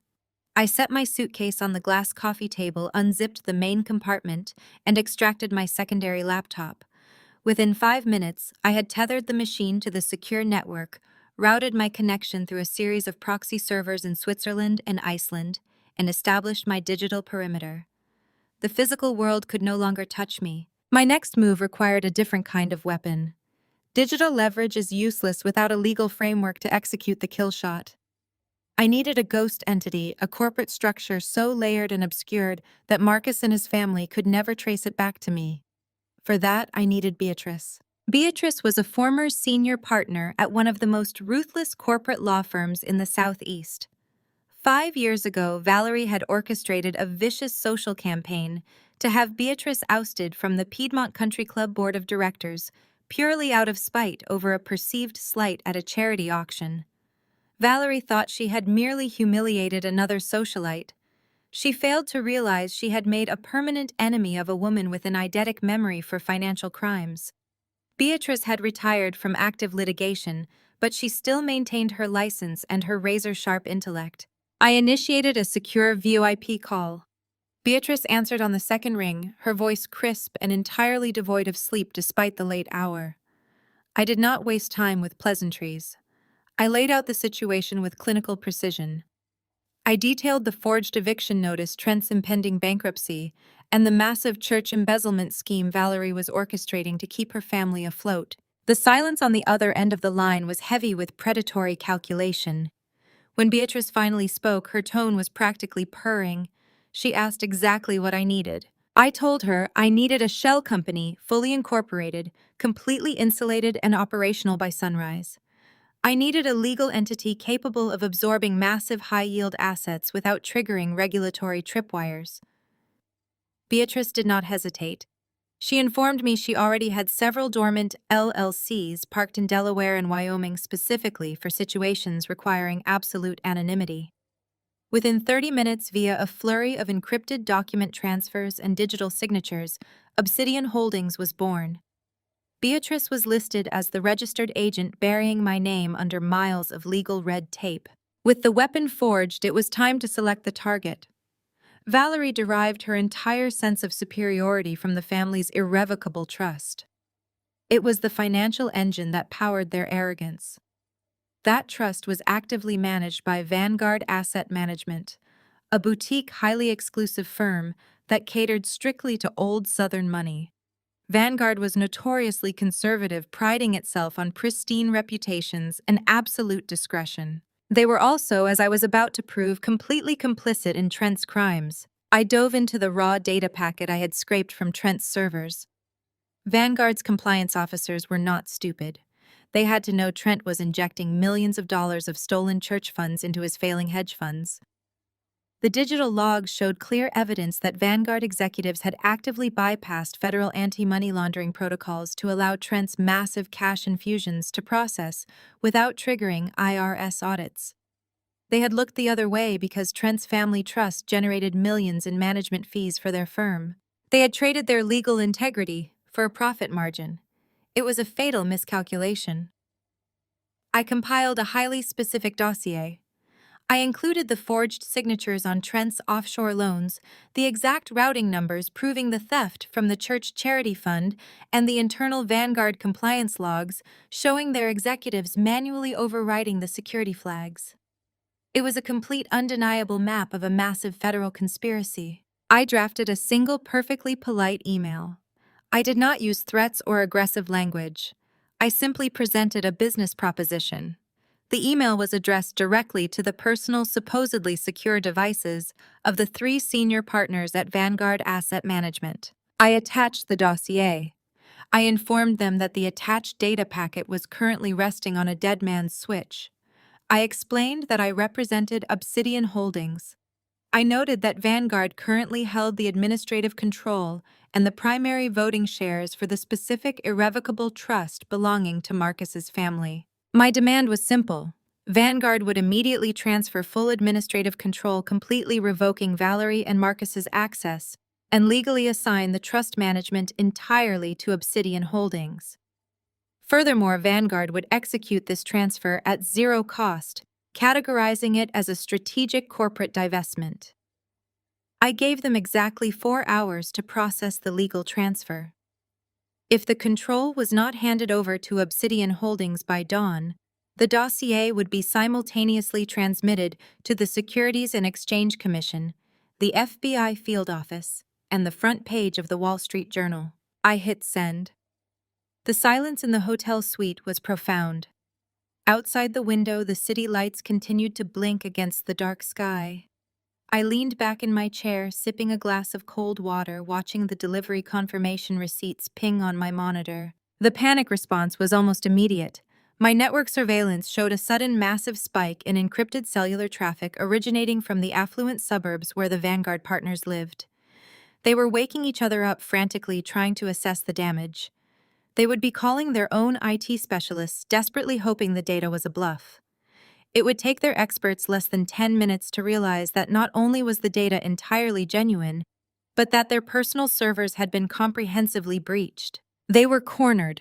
Vanguard was a firm built on reputation. If the federal authorities realized they were laundering stolen church funds, the resulting scandal would trigger a run on their assets. Their wealthy clients would pull their money within hours. The partners would face decades in federal prison. Compared to complete institutional annihilation, surrendering the management of one annoying, over-leveraged family trust was a remarkably cheap price to pay. At 3 in the morning, an encrypted reply appeared in my inbox. It was from the senior managing partner of Vanguard. The tone was professional, entirely stripped of the usual corporate arrogance. He stated that Vanguard recognized the strategic value of the divestment and was prepared to initiate the transfer to Obsidian Holdings immediately. I forwarded the confirmation to Beatrice. She responded with a single word indicating the legal paperwork was already being filed through automated domestic channels. I watched the sun slowly begin to rise over the Atlanta skyline, painting the glass skyscrapers in shades of gold and pale pink. The night had been long, demanding absolute focus and unwavering nerve. But the result was undeniable.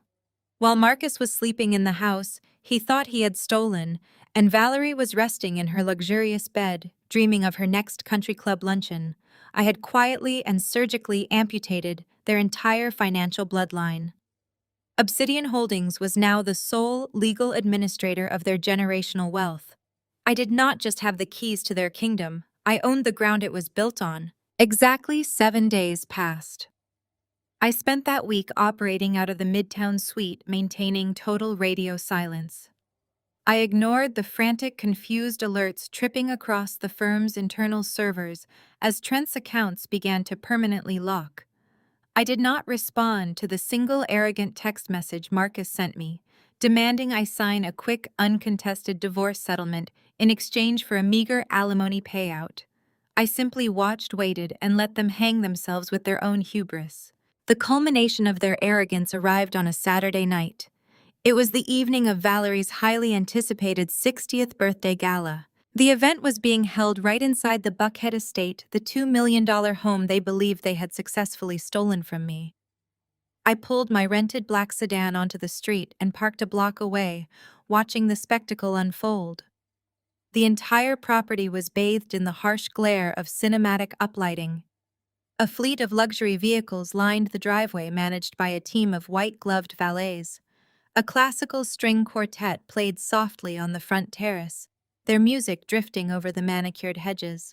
Valerie had spared absolutely no expense. Why would she when she believed the family trust was still blindly covering her exorbitant invoices, supplemented by the stolen donations of her devoted church congregation? I stepped out of the car. I was not wearing the sensible business clothes my mother-in-law had always criticized. I wore a custom-tailored floor-length crimson gown I had purchased that morning, paired with diamond drop earrings. I looked like a woman who owned the ground she walked on because tonight, legally and financially, I absolutely did. I walked up the driveway, bypassing the valet stand, and approached the massive front doors. The private security firm Marcus had hired recognized me immediately. A burly guard stepped forward, holding up a clipboard, looking incredibly uncomfortable.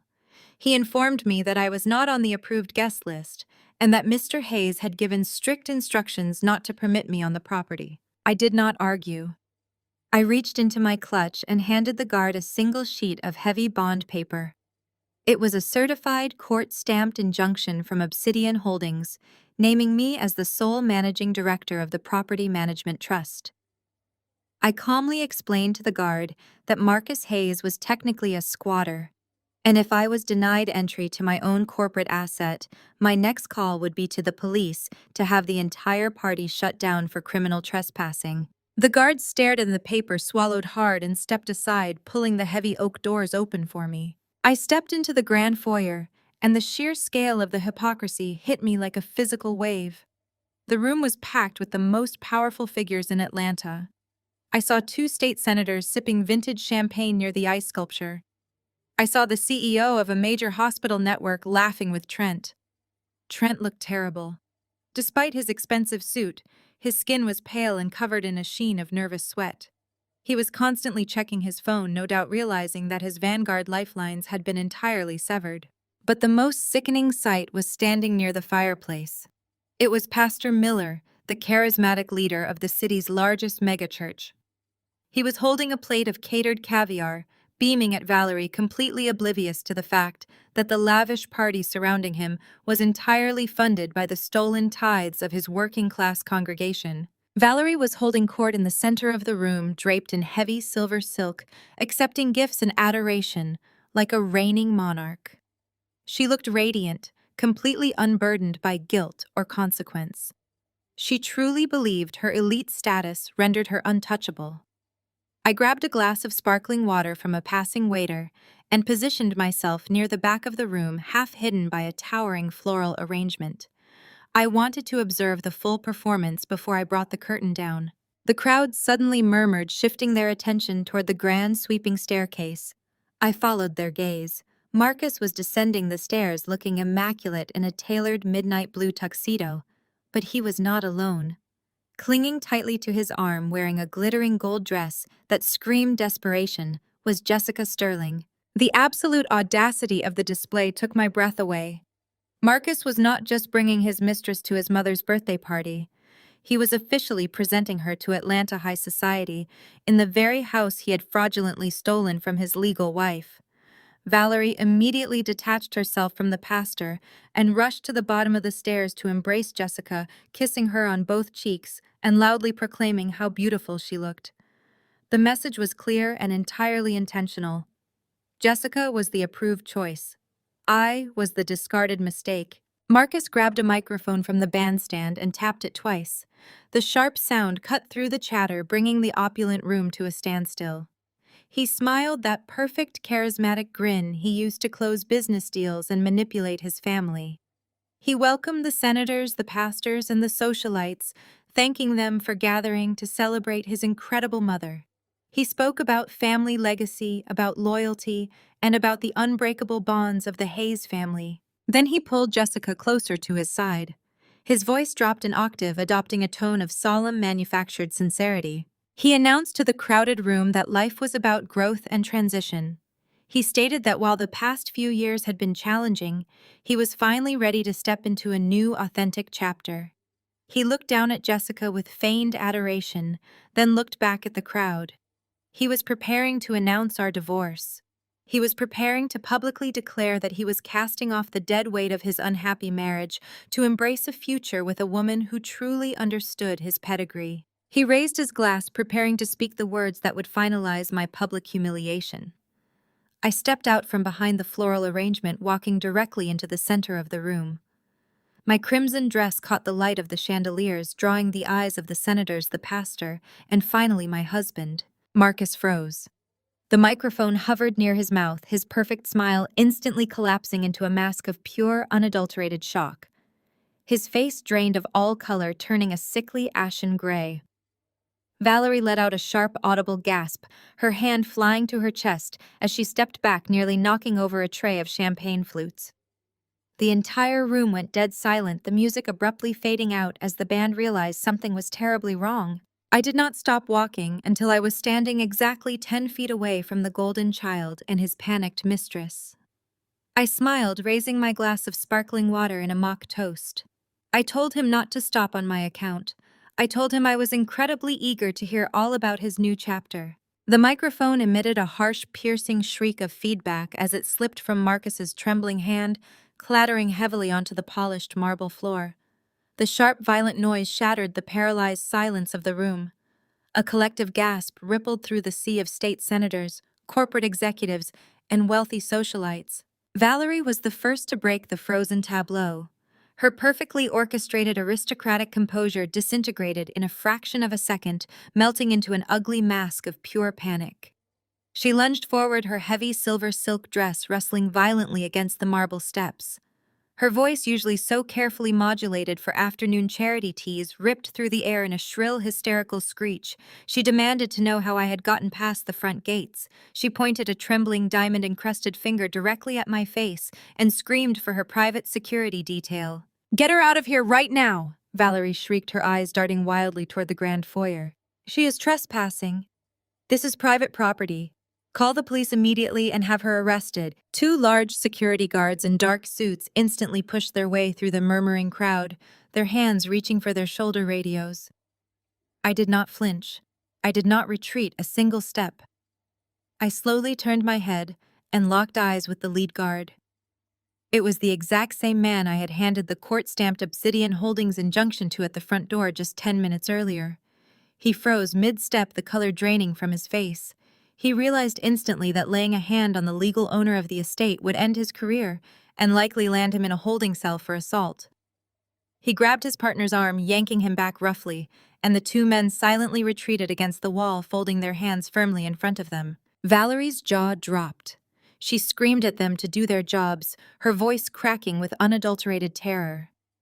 The absolute stony refusal of the security team to obey her commands sent a shockwave of realization through the crowded room. The whispers began instantly, a low, buzzing current of gossip as the elite crowd realized this was not a simple domestic dispute or a jilted wife making a scene. This was a hostile takeover unfolding in real time. I lowered my glass of sparkling water, placing it deliberately on a passing waiter's silver tray. I smoothed the fabric of my gown, feeling the cold, hard weight of the encrypted USB drive concealed in the palm of my hand. I began to walk. I did not rush.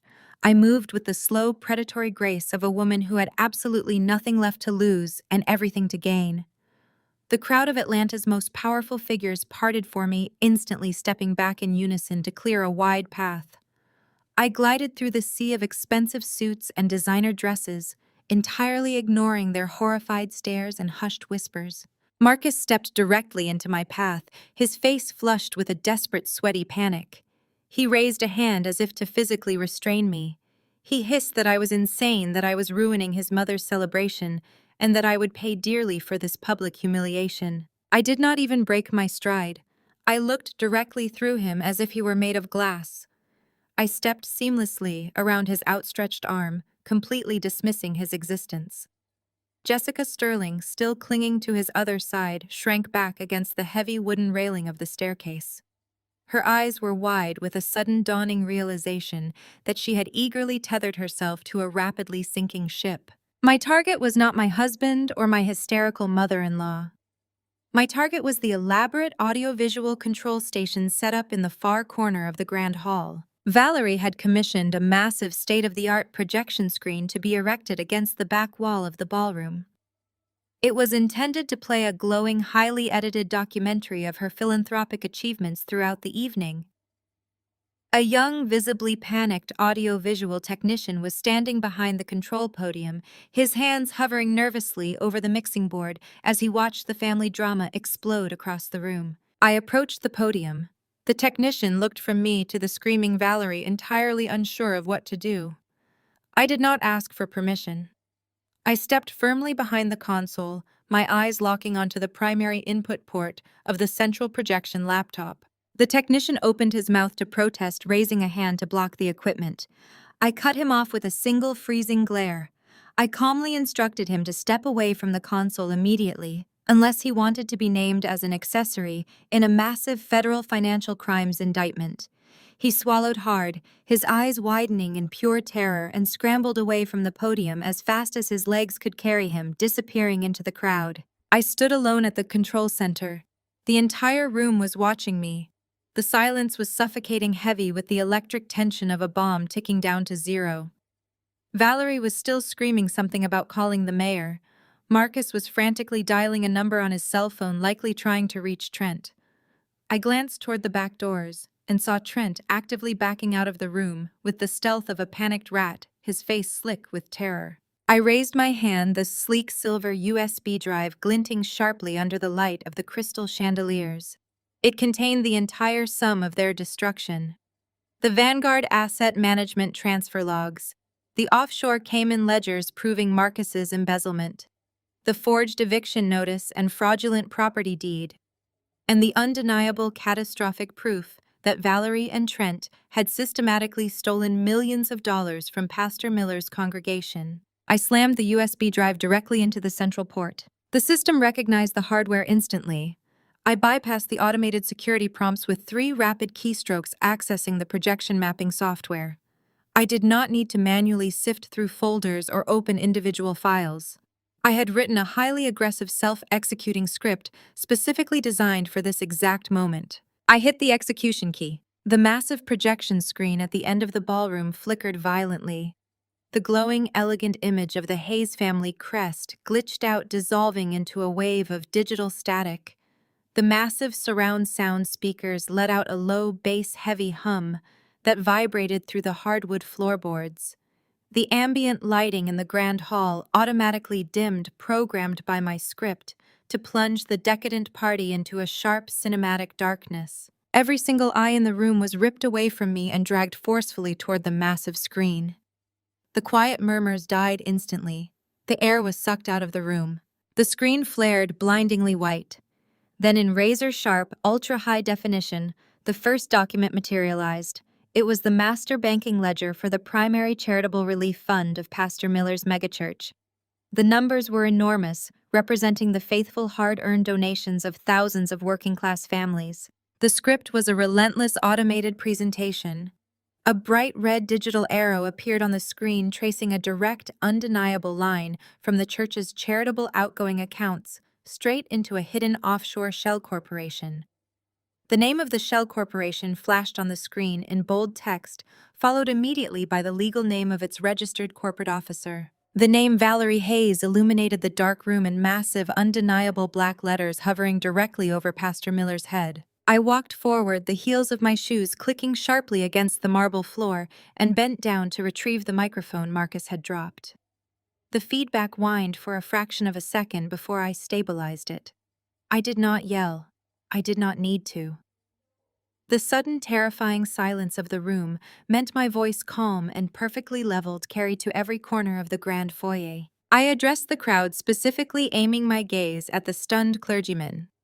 I apologized for interrupting the festivities, but noted that since the party was entirely funded by the community outreach tithes of the First Fellowship Church, it seemed only fair that the congregation's leadership saw exactly how their charitable donations were being spent. Pastor Miller's face transformed from a portrait of shock into a mask of absolute biblical fury. He turned slowly toward Valerie, his hands trembling. The screen behind me continued its automated, merciless march of data. I narrated the financial flow with clinical precision.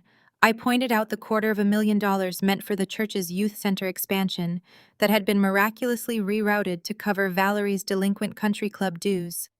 I highlighted the six-figure sum extracted from the Community Food Bank initiative, neatly deposited into a Cayman account, and subsequently used to purchase the very silver silk gown Valerie was wearing tonight. The two state senators who had been laughing with Trent just moments earlier suddenly moved with alarming speed, physically backing away from the Hayes family, as if they were suddenly contagious. I watched their political survival instincts kick in. They were already pulling out their phones, frantically texting their crisis management teams to distance themselves from what was rapidly becoming the most explosive financial scandal in Atlanta's history. Valerie finally found her voice. She began to screech, her tone ragged and desperate, pointing her manicured fingers at the screen. She screamed that it was a fabrication, a malicious digital fake created by a bitter, jealous woman. She begged Trent to do something, to shut the system down, to call the police. Trent did not move to help her. He was backed against the heavy mahogany doors of the dining room, his eyes darting wildly toward the exits. Several guests, powerful men who had trusted Trent with their own investment portfolios, realized the implications of his complicity. They closed ranks, physically blocking the doorways. Trent was trapped in a cage of his own making.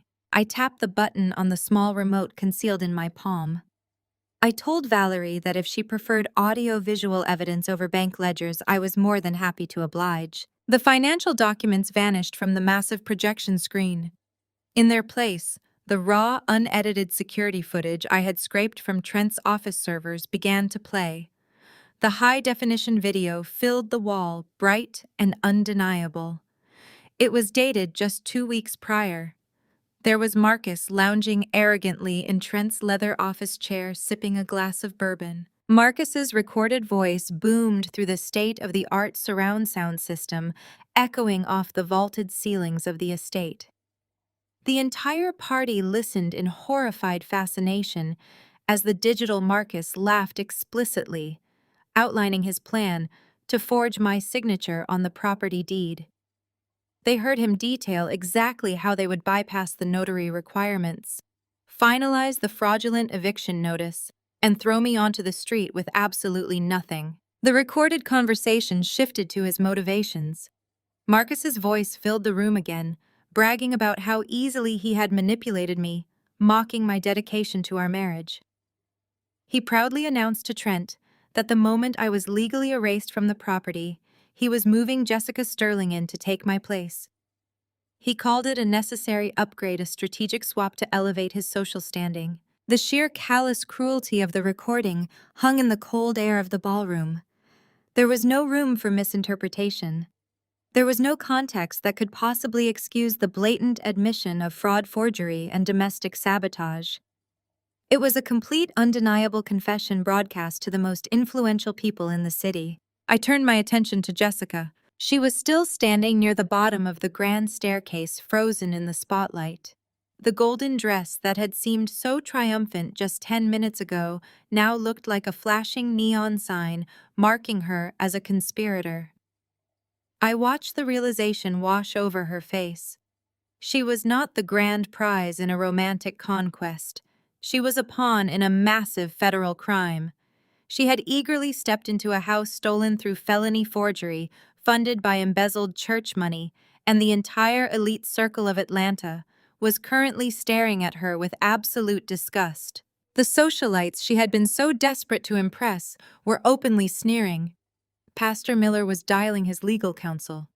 The illusion of the untouchable Hayes dynasty had violently imploded, leaving nothing but the rotting core for everyone to see. Jessica's composure shattered.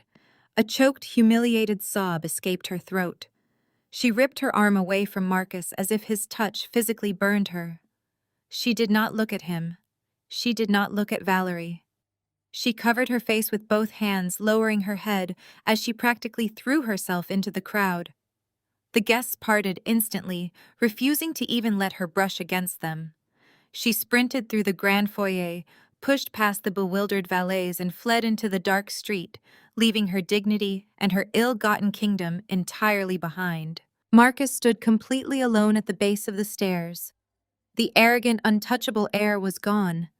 His shoulders slumped, his chest heaving as he stared at the floor, unable to meet the eyes of the people he had spent his entire life trying to impress. Valerie had collapsed onto a velvet settee, hyperventilating, her hands clutching her face as the reality of federal prison began to set in. I stood in the center of my house, the crimson fabric of my dress pooling on the marble floor. I did not raise my voice. I simply spoke into the microphone one final time, informing Marcus that the authorities had already received the full unencrypted data packet. I suggested he use whatever time he had left before the sirens arrived to find a very good defense attorney. I dropped the microphone on the floor, turned my back on the ruins of the Hayes family, and walked out the front doors into the cool night air. The silence following the massive digital projection was absolute, broken only by the ragged, panicked breathing of the people I had just ruined. The blood that had drained from Marcus's face suddenly rushed back in a violent, boiling wave of crimson. The shock finally shattered, replaced by the cornered, desperate fury of a man who realized his entire reality was collapsing. He lunged forward, closing the distance between us, stopping just inches from my face. His fists were clenched so tightly his knuckles were white. "What the hell do you think you are doing?" he roared, his voice cracking, spitting the words with venomous rage. "You think a cheap slideshow changes anything? You think you can just walk in here and embarrass my family? This house is legally sealed inside my mother's irrevocable trust. It is bulletproof. I will sue you for every penny you will ever make in your miserable life. I will destroy you in court for this." I stood perfectly still. I did not flinch. I did not step back. I looked up into his manic, bloodshot eyes, and I let his hollow, desperate threats hang in the stifling air for a long moment. Then I laughed. It was a cold, sharp sound that echoed off the marble walls and crystal chandeliers. It was the laugh of a woman who held every single card in the deck. My eyes locked onto his, sharp as a knife. "Did you not hear a single word I just said, Marcus?" I asked, my tone conversational, dropping the temperature in the room by 10 degrees. "I did not come here to fight you for this house. I did not come here to take it back. I came here to inspect my property." I turned away from him, walking with slow, deliberate steps toward the center of the room.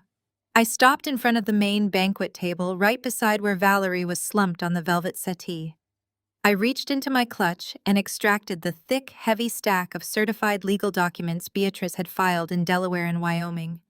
I raised the stack high and slammed it down onto the crisp white linen. The sharp crack made Valerie physically jump. "You relied on Vanguard Asset Management to protect your precious family trust," I announced, my voice carrying effortlessly to the state senators, the executives, and Pastor Miller, who was currently staring at Valerie with absolute disgust. "You thought they were untouchable. You thought your wealth made you immune to consequence. But Vanguard executives are cowards." When I presented them with the undeniable proof that they were actively laundering the stolen church funds Trent was funneling into their accounts, they decided to save themselves. They cut a deal with me to avoid a massive federal indictment. Trent let out a strangled gasp from the back of the room, sliding slowly down the mahogany doors until he hit the floor, burying his head in his hands. Last week, to avoid complete institutional annihilation, Vanguard executed a strategic corporate divestment. I continued, savoring every single syllable. They legally transferred the full administrative control and ownership of your entire family trust to a private, highly insulated legal entity called Obsidian Holdings. I turned back to Marcus. He was shaking, a fine tremor running through his entire body. He looked like a man standing on the gallows. I am the sole founder and managing director of Obsidian Holdings. I stated, delivering the final fatal blow.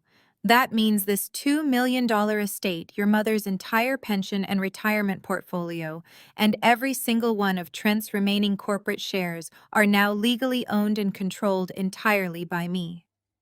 I do not just own the house you are standing in, Marcus. I own your entire family. The room erupted into absolute chaos. Guests began rushing for the coat check, eager to flee the scene of a massive federal crime before the authorities arrived. Valerie let out a guttural, wretched wail, clutching her chest as if her heart had physically stopped. She looked around at the fleeing socialites, realizing that her pristine reputation, her country club status, and her stolen wealth were completely permanently eradicated. "You thought you were a mastermind," I said to Marcus, my voice dropping to a harsh whisper meant only for him. "You thought you could forge my signature, throw me onto the street like trash, and move your mistress into my home without a single consequence. But your arrogance made you blind. You were so busy trying to steal my life that you and your family willingly handed me the keys to your entire generational wealth on a silver platter. You signed it all away to protect your own ego." I looked down at the forged eviction notice he had served me just a few short weeks ago. I had brought a copy with me. I dropped it onto the floor at the toe of his expensive polished leather shoe. "You have exactly 1 hour to vacate my property," I told him, turning on my heel toward the front doors. "I highly suggest you start packing." "What the hell do you think you are doing?" Marcus bellowed, his voice cracking with a mixture of terror and blind rage. He lunged forward, grabbing my arm to stop me from walking to the door. "This house is in my mother's trust. You cannot touch it. I will sue you. I will drag you into court and bleed you dry." I wrenched my arm from his sweaty grasp, letting out a sharp, cold laugh. My eyes locked onto his, cutting through his delusion like a knife. "Are you deaf, Marcus? I did not come here to fight you for this house. I came here to inspect my property." I reached into my clutch, pulled out the final stack of certified legal transfers, and slammed them onto the nearest cocktail table. Obsidian Holdings did not just take over the trust. We bought out Vanguard's management rights entirely. This house, your mother's pension fund, and every single one of Trent's corporate shares now legally belong to me. You willingly handed me your entire fortune. Before he could even process the absolute finality of his ruin, the shrill, piercing wail of sirens shattered the night. The sound multiplied instantly, growing deafeningly loud, as a convoy of black SUVs and marked federal cruisers tore up the long, manicured driveway. Violent flashes of red and blue light strobed against the grand windows of the estate, illuminating the terrified faces of the remaining guests. Federal agents in tactical jackets poured through the front doors, their boots heavy against the marble. They bypassed the fleeing socialites and zeroed in directly on their targets. Trent did not even try to run. He was cornered by the dining room, hyperventilating. 2 agents grabbed him, spun him around, and slammed him roughly against the mahogany doors.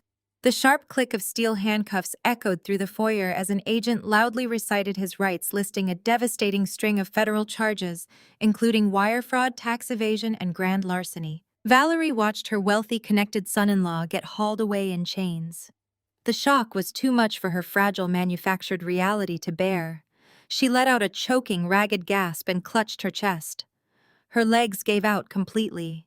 She collapsed onto the hard floor, her heavy silver gown pooling around her in a pathetic heap. Not a single person from her elite country club circle stepped forward to help her. They were entirely focused on escaping the federal raid. Marcus finally shattered. The arrogant, entitled man who had forged my signature and proudly paraded his mistress through my home dropped heavily to his knees. He was weeping openly, tears streaming down his face as he crawled toward me. He grabbed the fabric of my dress, his fingers trembling. He begged for forgiveness, his voice a pathetic, high-pitched whine.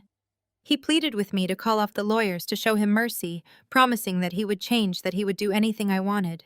I looked down at the man I had once loved, feeling absolutely nothing but cold, clinical disgust.